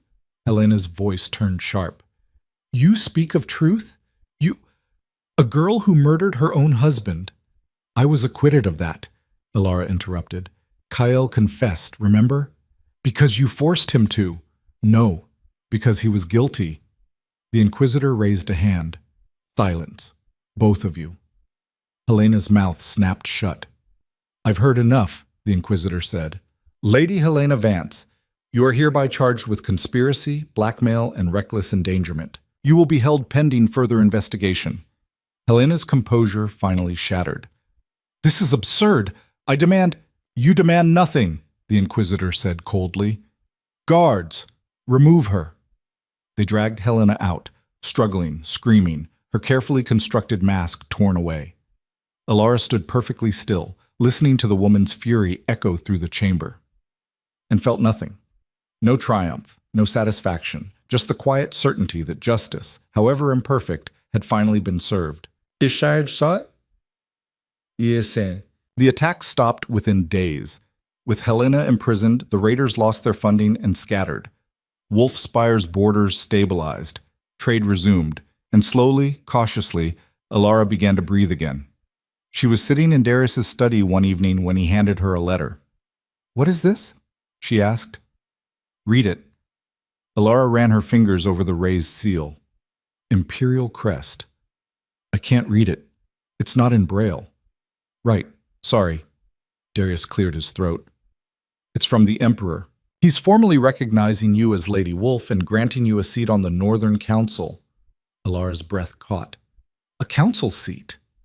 You're a landowner now, a noble in your own right. You've earned it. But I'm blind? Yes, and brilliant. The Emperor's not stupid. He knows what you did, how you dismantled House Vance from the inside, how you exposed Helena. He wants that kind of strategic mind working for him." Alara's hands were shaking. "I don't know anything about politics." "You know how to survive. That's more than most politicians can say." "And if I refuse?" "Then you refuse. But I think you'd be good at this. Better than you realize." Alara was quiet for a long moment. A council seat. Power. Real power. Not borrowed. Not dependent on a husband or a family name. Hers. "I'll do it," she said finally. Darius smiled. She could hear it in his voice. "Good. Because I already accepted on your behalf." Alara threw a cushion at him. "You what?" "I had faith in you." "You're impossible." "So I've been told." But Alara was smiling too. For the first time in longer than she could remember, the future didn't feel like a trap. It felt like possibility. The first council meeting was brutal. Alara sat among men twice her age who clearly resented her presence. She couldn't see their faces, but she didn't need to. Their voices said everything, dismissive, condescending, annoyed. "Lady Wolf," one of them said, Lord Garrett, from his accent. While we appreciate your unique perspective, perhaps you should leave the more complex matters to those with experience. Complex matters like trade negotiations? Alara asked mildly. Or taxation policy? Both. I ran House Vance's accounts for 3 years before my husband tried to murder me. I think I can handle complex matters. Silence. Furthermore, Alara continued, I've been reviewing the Northern Territory's grain imports. We're overpaying by at least 30%. I've drafted a proposal to renegotiate our contracts with the southern provinces. She slid a stack of papers across the table, papers she'd had a scribe prepare based on her calculations. This is, Lord Garrett paused, actually quite thorough. I know. Another council member spoke up. And the border security concerns? How do you propose we address those? Increase patrols along the Eastern Pass, better fortifications at key choke points, and intelligence networks to identify threats before they materialize. I've outlined it all in Section 3. More silence. Finally, the council head, an older man named Lord Bram, spoke. Well, it seems Lady Wolf has done her homework. I always do, Alara said. She could feel the shift in the room, the grudging respect replacing dismissal. It wasn't acceptance, but it was a start. That night, Darius found her in the library. I heard you impressed the council today, he said. I survived the council today. There's a difference. You did more than survive. Lord Bram sent me a note. He said you're the sharpest mind they've had in years. Alara's cheeks flushed. He's exaggerating. He's not. And you know it. She did know it, but admitting it felt dangerous, like inviting the universe to take it all away again. Thank you, she said quietly, for pushing me into this. You would have gotten there on your own eventually. Maybe, but it helped having someone believe I could. Darius sat down beside her. I meant what I said. On our wedding day, you're the first person in a long time who's made me feel like something other than a title. What do I make you feel like? A person, a flawed, complicated person, instead of the alpha king who has to be perfect all the time. Alara understood that better than he knew. Can I ask you something? She said. Anything. The vision I had of you dying, it hasn't happened. No. Why do you think that is? Darius was quiet. Maybe because we changed something, made different choices. Or maybe it hasn't happened yet. Or maybe your visions show possibilities, not certainties, ways things could go if we're not careful. Alara wanted to believe that, wanted to believe she had more control than she'd thought. I'm scared, she admitted, that I'll lose this, that it'll all fall apart again. It might, Darius said honestly. Life doesn't come with guarantees, but we'll face it together. That's the deal we made. You make it sound simple. It is simple. Not easy, but simple. Alara leaned against his shoulder. He stiffened for a moment, then relaxed.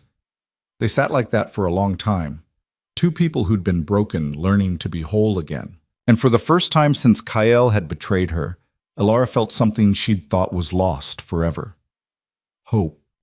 3 months later, Alara received word that her stepmother had been sentenced to life imprisonment.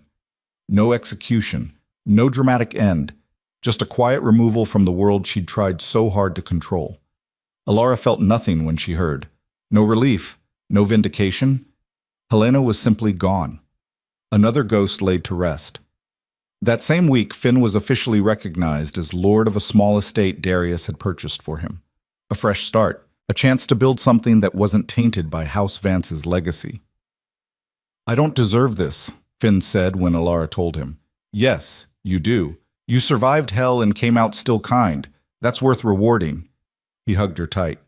Thank you for everything. Thank you for not giving up on me. Never. And Alara believed him. The council meetings continued. Alara's proposals were slowly implemented. She learned to navigate the politics, to read the room without seeing it, to wield power like a scalpel instead of a hammer. She was good at it, better than anyone expected, including herself. One evening, as she walked through Wolfspire's gardens, Darius found her. The Emperor wants to meet with us, he said. Next month. He's calling a summit of all the regional leaders. What for? To discuss the future of the Empire, and apparently he wants you there. Me, specifically? You specifically. You've made an impression, Alara smiled. A good one, I hope. The best kind. The kind that makes people nervous. They walked in comfortable silence, the evening air cool against Ilara's skin. I've been thinking, Darius said eventually, about what you said, on our wedding night, about giving this a real chance. Ilara's heart skipped. And? I think I'm ready. If you are. She knew what he was asking, not for a political alliance, for something real. Ilara stopped walking, turned toward him. I'm ready, she said. Darius's hand found hers, warm, solid, real. And when he kissed her, gentle, asking permission, Ilara kissed him back. Not because she had to, because she wanted to. The broken girl who'd thrown herself in front of a carriage was gone. In her place stood a woman who'd learned to fight, to survive, to win. And the war wasn't over yet. But for the first time, Ilara knew she was strong enough to face whatever came next. The Emperor's Summit was held in the ancient city of Astravon, a place Ilara had only heard about in stories. They said its towers touched the clouds, that its halls were carved from white marble so pure it glowed in moonlight. Ilara would never see any of it, but she could feel the weight of the place as their carriage rolled through the gates. The air was different here, thicker, charged with power and history and the ghosts of 1,000 political games. Nervous? Darius asked beside her. Terrified, Ilara admitted. Good. Fear keeps you sharp. Is that your motto? One of them. They were shown to quarters in the eastern wing, lavish rooms that smelled of incense and old wood. Ilara ran her fingers along the walls, mapping the space in her mind. The summit begins tomorrow, Darius said. There will be at least 50 regional leaders. Some will be allies, most won't be. And the Emperor? He'll be watching, evaluating, deciding who's useful and who's expendable. Comforting. I'm not here to comfort you. I'm here to prepare you. Ilara turned toward his voice. What if I fail? Then we both fail, together. Darius crossed to her, his hand finding her shoulder. But you won't fail. You're too stubborn for that. She wanted to believe him, wanted to feel the confidence he seemed to have in her, but doubt was a persistent whisper in her mind, reminding her of every mistake, every moment of weakness. Get some rest, Darius said. Tomorrow's going to be brutal. He wasn't wrong. None. The summit hall was enormous. Ilara could tell from the way sound echoed, from the countless footsteps and murmured conversations that filled the space. She sat beside Darius at a long table, her hands folded in her lap, her posture perfect. She'd learned to project confidence even when she felt none. The Emperor entered, and the room fell silent. Lords and ladies of the Empire, he began, his voice carrying effortlessly. We gather today to discuss the future. Our borders are stable, our economy is strong, but complacency breeds weakness. We must evolve or be consumed by those who will. Ilara listened carefully, parsing every word for hidden meaning. To that end, the Emperor continued, I've invited several new voices to this council, voices that represent change, innovation, and the courage to challenge tradition when tradition fails us. He paused. Lady Ilara Wolf, please stand. Ilara's heart stopped. Darius's hand brushed hers, a silent reassurance, and she pushed herself to her feet. Lady Wolf has accomplished something remarkable, the Emperor said. She's transformed House Vance from a corrupt dynasty into a model of accountability and justice. She's brought fresh perspective to the Northern Council and demonstrated that leadership is not about sight, it's about vision. Murmurs rippled through the hall, not all approving. Today, I'm elevating her to the rank of Imperial Advisor.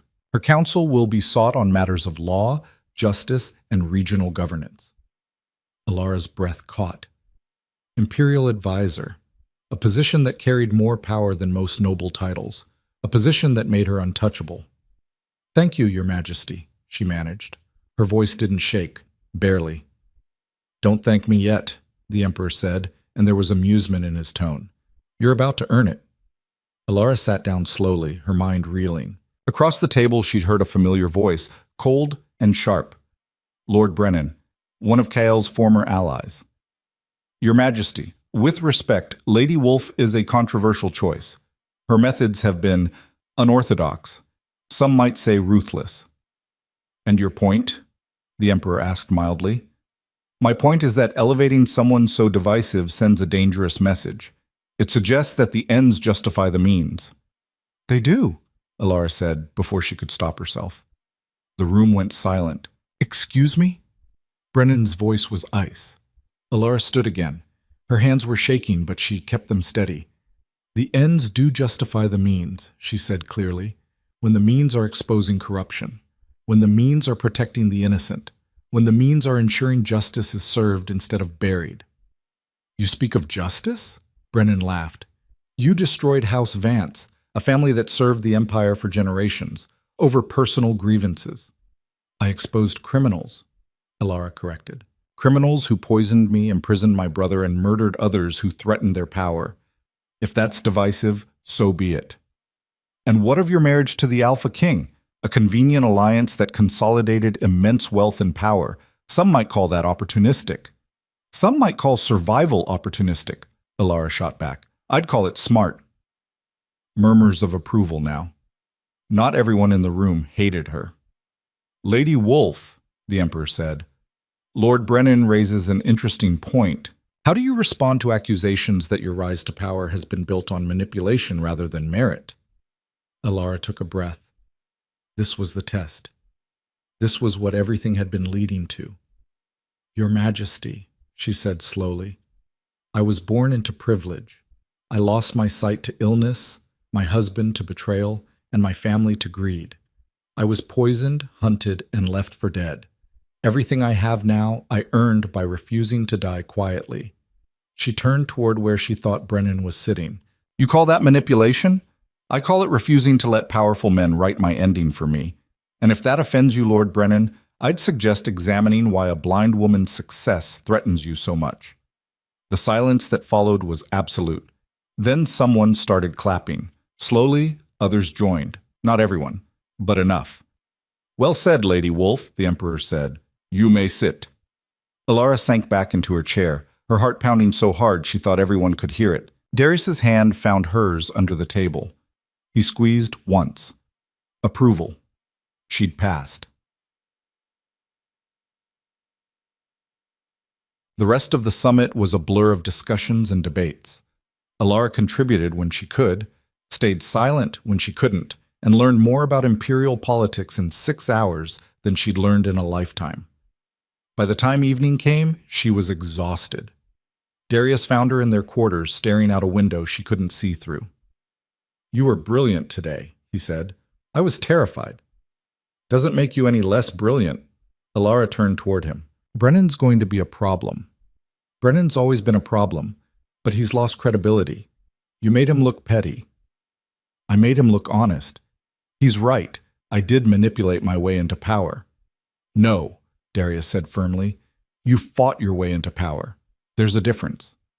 Is there? Yes. Manipulation is what Kael did, what your stepmother did. You? You just refused to let them win. Alara wanted to believe that. Wanted to believe she was fundamentally different from the people who'd hurt her, but the line felt thinner than she liked to admit. There's something else, Darius said. I received word from Wolfspire. Dr. Marin has been asking to speak with you. Alara stiffened. About what? She wouldn't say, but she said it's urgent. The vision of Marin betraying her flashed through Alara's mind. It hadn't come to pass, but the possibility still haunted her. I don't trust her, Alara said quietly. I know, but she's been loyal so far. Maybe hear her out. Alara exhaled slowly. Fine, but if this is a trap, then we spring it together. They spoke to Marin through a communication crystal, a rare magical artifact that allowed real-time conversations across distances. Marin's voice came through clearly, tinged with urgency. Lady Wolf, thank you for speaking with me. What's this about, Marin? Alara asked. I've been going through the medical records from House Vance, the ones we seized during the trial. And I found something. Evidence that Kael and your stepmother were planning something bigger than just your murder. Alara's blood ran cold. What do you mean? There are letters discussing a plan to poison multiple noble families, consolidate their holdings under House Vance's control. You were just the first target. Silence. How many families? Darius asked sharply. At least 7, maybe more. The correspondence is coded, but I've been able to piece together enough to confirm the scope. Alara felt sick. They were going to kill dozens of people. Yes, and if you hadn't stopped them, they might have succeeded. Where are these letters now? Darius demanded. Locked in my office at Wolfspire. I didn't want to send them through regular channels in case someone intercepted them. Good thinking. We'll return immediately and review them. There's one more thing, Marin said quietly. One of the names mentioned in the letters. It's Lord Brennan. Alara's breath caught. Brennan was a target? Darius said slowly. Or a co-conspirator? The letters are unclear, but his name appears multiple times. After they ended the communication, Alara sat in stunned silence.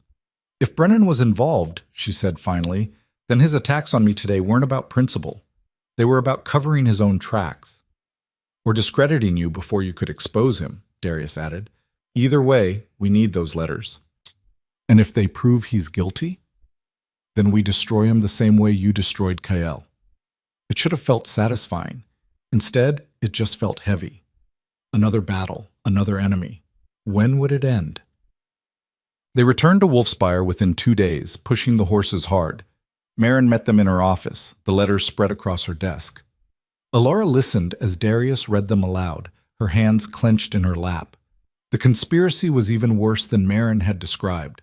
House Vance had been planning a systematic takeover, poisoning rivals, forging alliances through blackmail, consolidating power until they controlled half the Empire's wealth.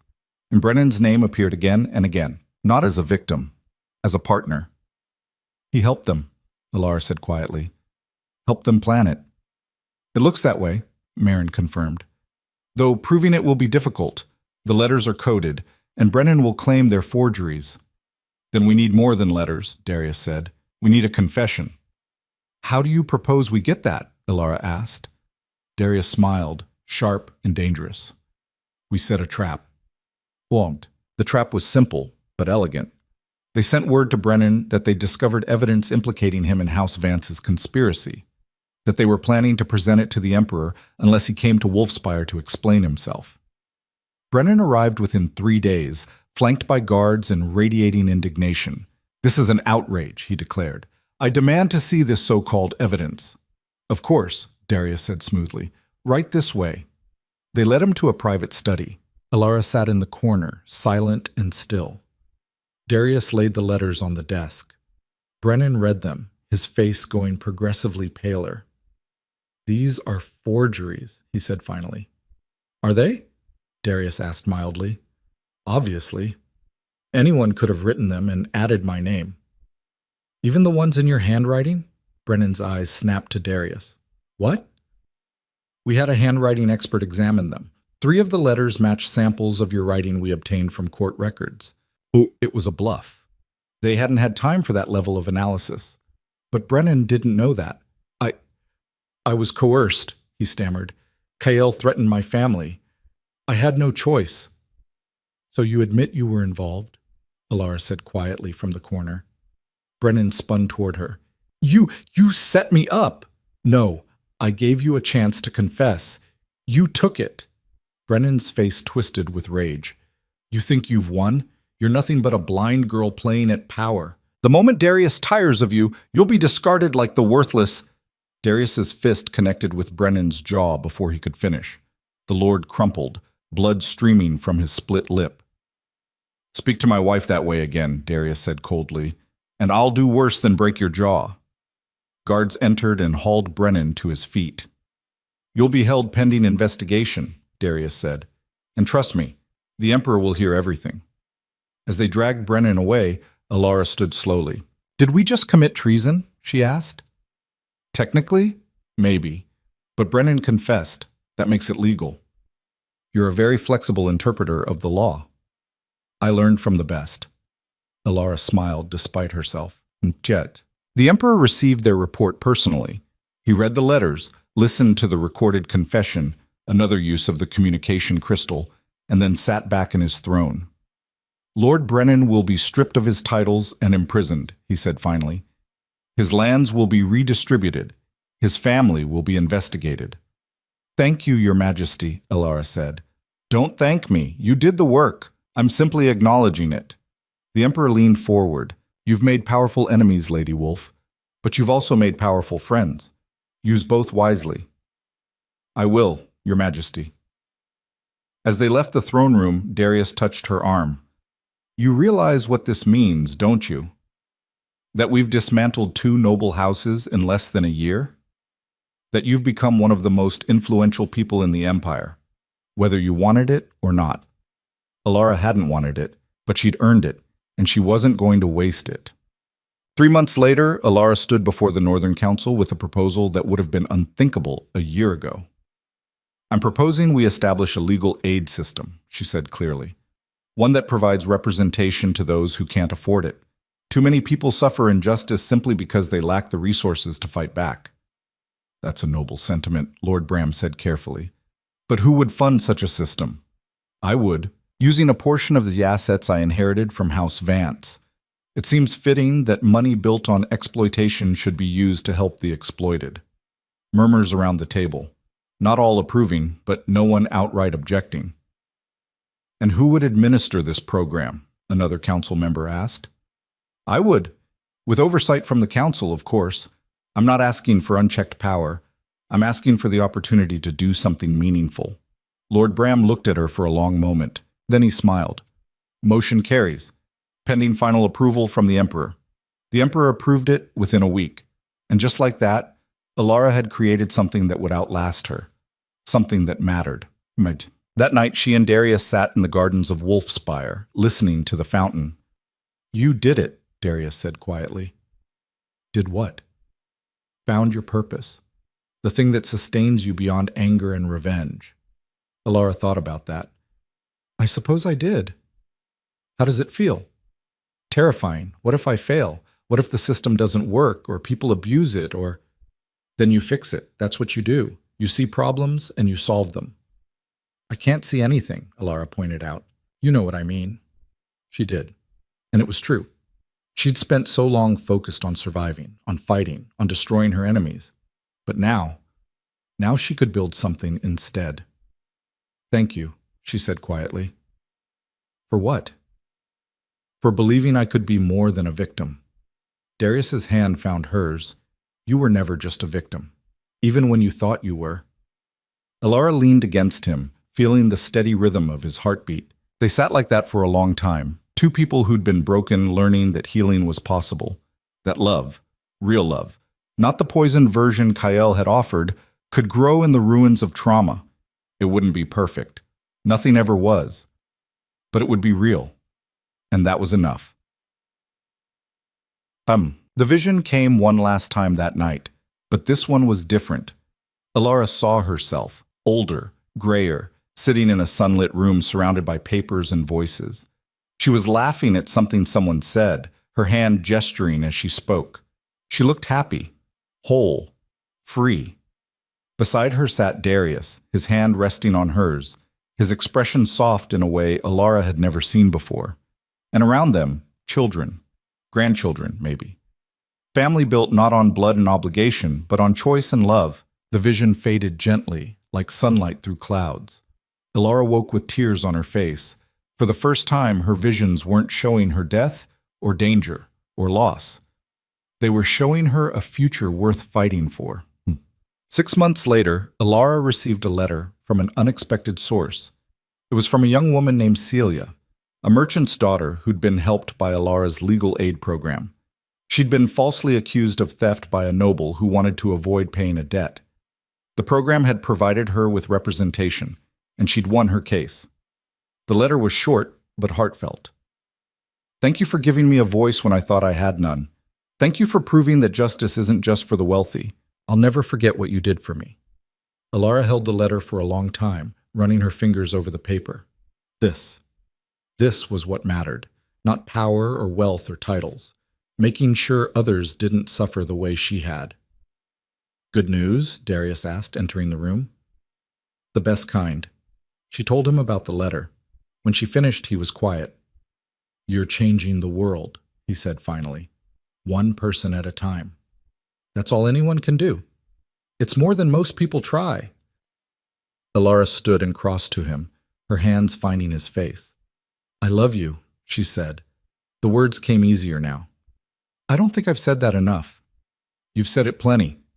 Not out loud. Darius kissed her, slow and deep and full of promise. I love you too, he murmured. Even when you're insufferable. Especially when I'm insufferable. That too. They stood together in the fading light, two people who'd found each other in the darkest moment and refused to let go. The world outside was still dangerous, still full of enemies and challenges and unknowns, but Alara wasn't afraid anymore, because she'd learned the most important lesson of all. She didn't need sight to see clearly. She didn't need perfection to be strong, and she didn't need anyone's permission to be powerful. She was Alara Wolf, survivor, strategist, queen, and she was just getting started. 5 years later, Finn visited Wolfspire with his new wife, a kind woman named Sarah, who made him laugh in a way Alara hadn't heard since they were children. They sat together in the garden, surrounded by the sound of fountains and birdsong. Remember when you threw yourself in front of that carriage? Finn said. I thought you'd lost your mind. I had, Alara admitted. But I found it again. You did more than that. You built an empire. I helped fix a broken system. There's a difference. Not to the hundreds of people you've helped. Alara smiled. How's your estate? Thriving. We just opened a school for children from the lower districts. Sarah's idea.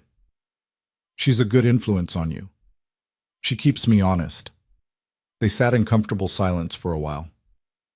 Are you happy? Finn asked finally. Alara thought about it. Really thought about it. Was she happy? Not in the simple, uncomplicated way she'd once imagined happiness could be, but in a deeper, harder-won way. The kind of happiness that came from surviving hell and building something beautiful in its aftermath. Yes, she said. I am. Good. You deserve it. So do you. Later that night, as Alara prepared for bed, another vision came. This one showed her standing in the imperial court one final time. The emperor was older, frailer, but still sharp-eyed. Lady Wolf, he said, I'm naming you Chief Justice of the Empire. Will you accept? In the vision, Alara smiled. Yes, Your Majesty, I will. The vision ended. Alara didn't know if it would come true, didn't know if it was prophecy or possibility, but she knew one thing. Whatever came next, she'd face it. Not as a victim, not as someone defined by what had been done to her, but as someone who'd learned to turn pain into power, trauma into triumph, and darkness into light. The blind queen who'd clawed her way from death to destiny. And the story, her story, was far from over. It was just beginning. The years that followed brought changes Alara could never have imagined. The legal aid program expanded beyond the northern territories, reaching into the southern provinces and even the coastal cities.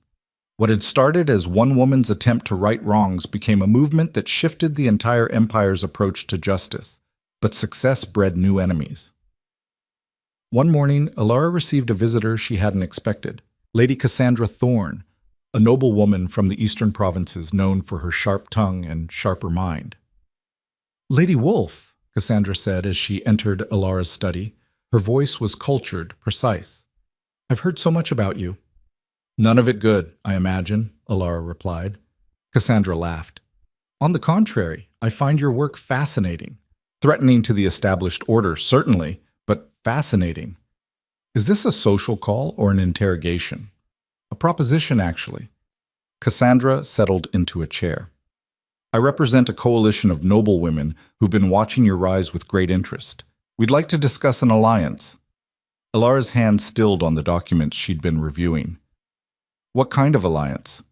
The kind that protects women's interests in a world run by men who think we're decorative at best and disposable at worst.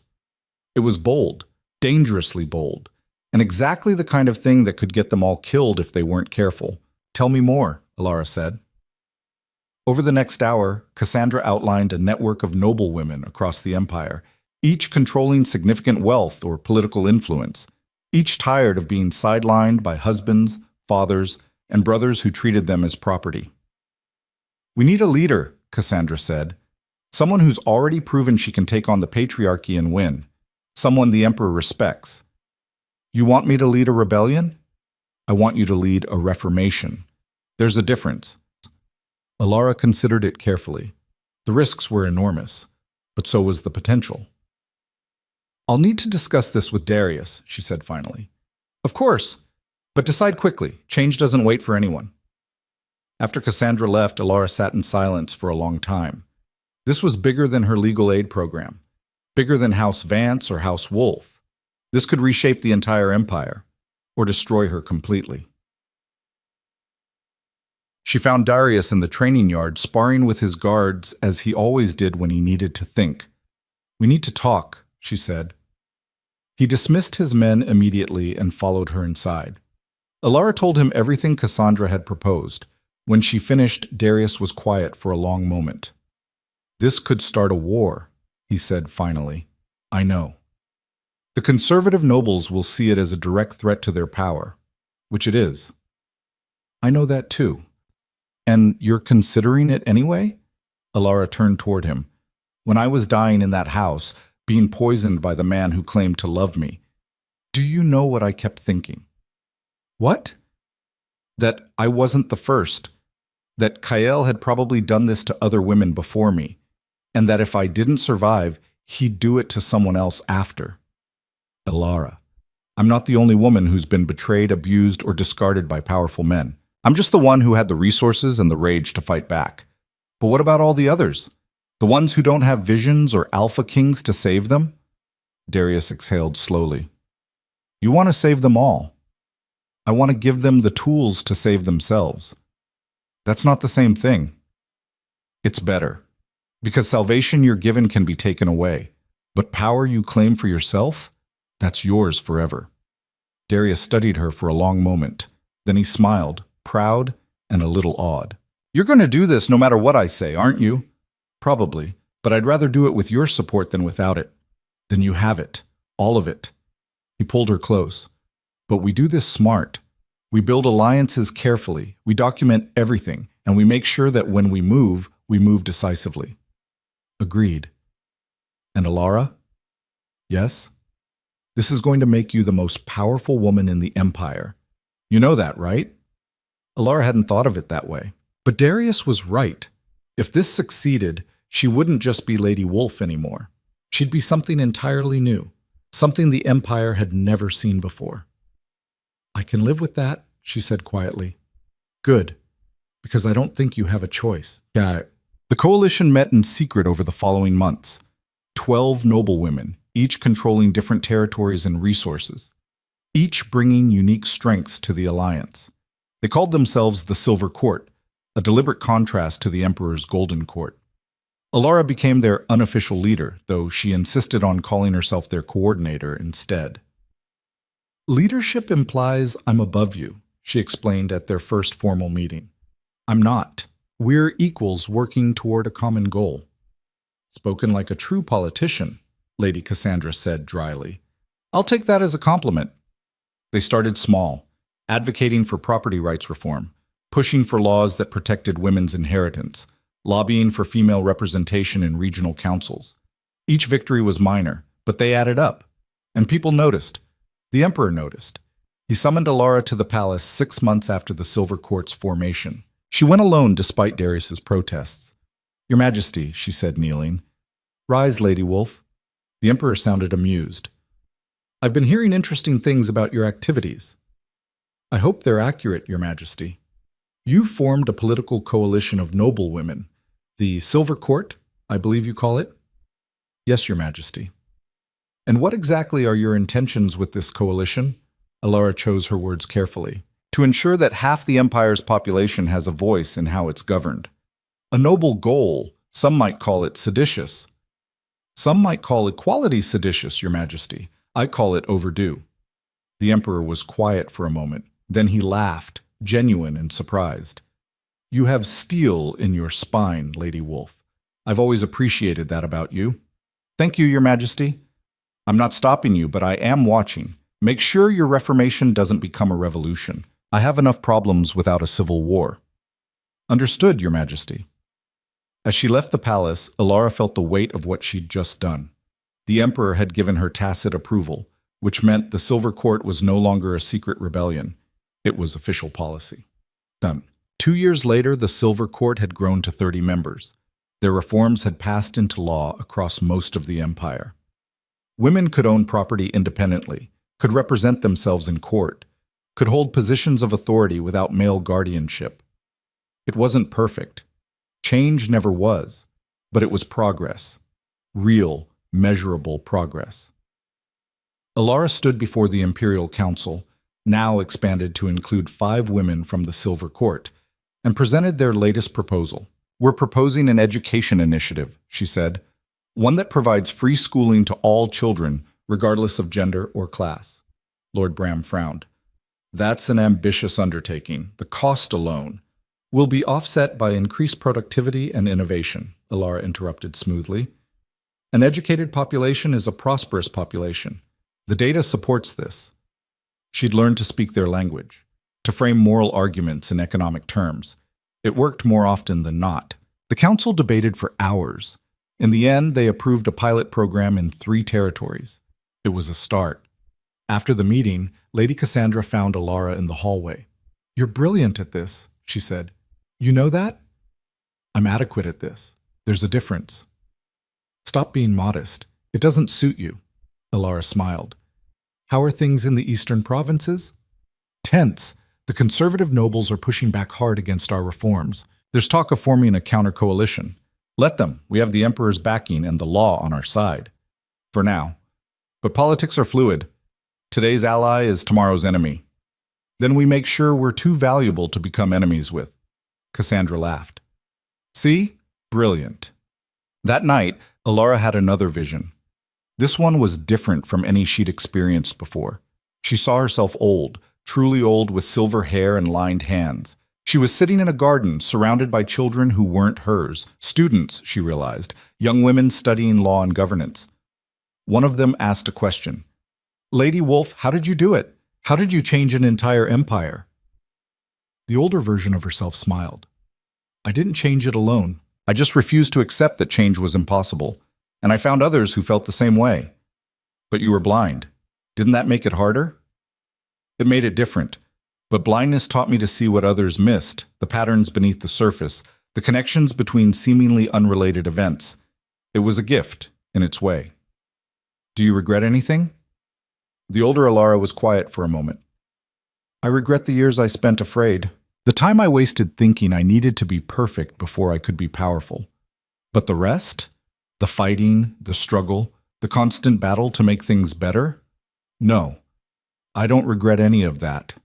The vision faded. Alara woke with tears on her face, but they weren't sad tears.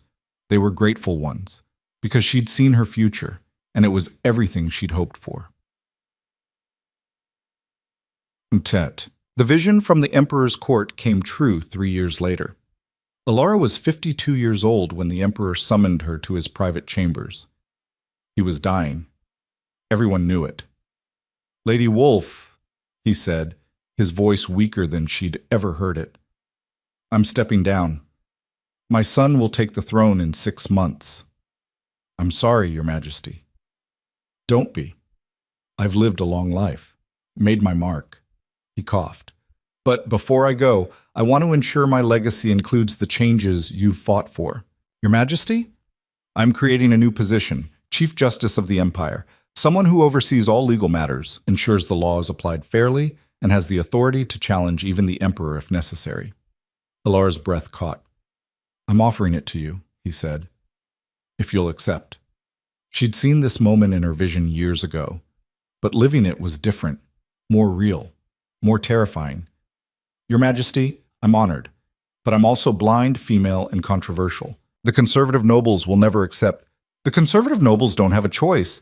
I'm still emperor for 6 more months, and in that time, I'm making damn sure this empire has someone who gives a damn about justice in charge of it. Alara's hands were shaking. This was everything. Everything she'd worked for, fought for, bled for. Yes, she said quietly. I accept. The emperor smiled. Good, because I wasn't taking no for an answer. The investiture ceremony was held in the grand hall before the entire court.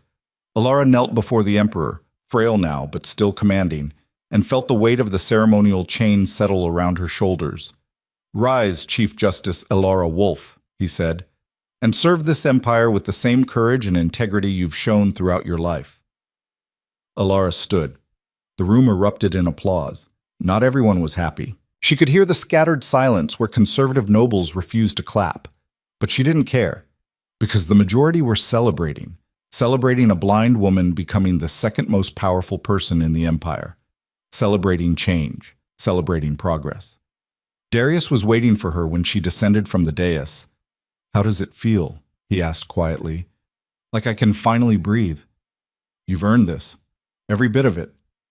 We've earned this, Alara corrected. I couldn't have done any of it without you. You would have found a way. You always do. That night they hosted a celebration at Wolfspire. The Silver Court attended. Finn and Sarah brought their children, 3 bright, curious kids who asked endless questions. Marin was there, older now, but still sharp. Even some of the conservative nobles who'd opposed Alara showed up, offering grudging respect. As the evening wore on, Alara found herself standing alone on a balcony, listening to the sounds of celebration behind her. She thought about the girl she'd been, blind and dying, throwing herself in front of a carriage, desperate and broken. And she thought about the woman she'd become. Chief Justice, wife, leader, reformer, whole. The journey between those 2 versions of herself had been brutal, but it had been worth it. Every moment of pain, every battle fought, every victory won, worth it. There you are, Darius said, joining her on the balcony. People are asking for a speech. Tell them I'm retired from speeches. You literally became Chief Justice today. You can't retire yet. Alara laughed. Fine, but keep it short. They returned to the hall together. Alara raised her hand and the room fell silent. Thank you all for being here, she said, for supporting me, challenging me, and refusing to let me give up even when I wanted to. She paused, gathering her thoughts. I was once told that blindness made me weak, that I'd never amount to anything without sight, and for a long time, I believed it. But I learned something these past years. Power doesn't come from perfection. It comes from perseverance, from refusing to let anyone else define your worth. So to everyone here who's ever been told they're not enough, not smart enough, not strong enough, not worthy enough, I say this, prove them wrong. Not because you need their approval, but because you deserve to live in a world that recognizes your value. Thank you, all of you, for helping build that world. The applause was deafening, and as Alara stood there, surrounded by people who'd fought beside her, she realized something. She'd stopped surviving a long time ago. Now she was living, really living, and nothing could take that away from her. The blind queen had risen, and her reign was just beginning.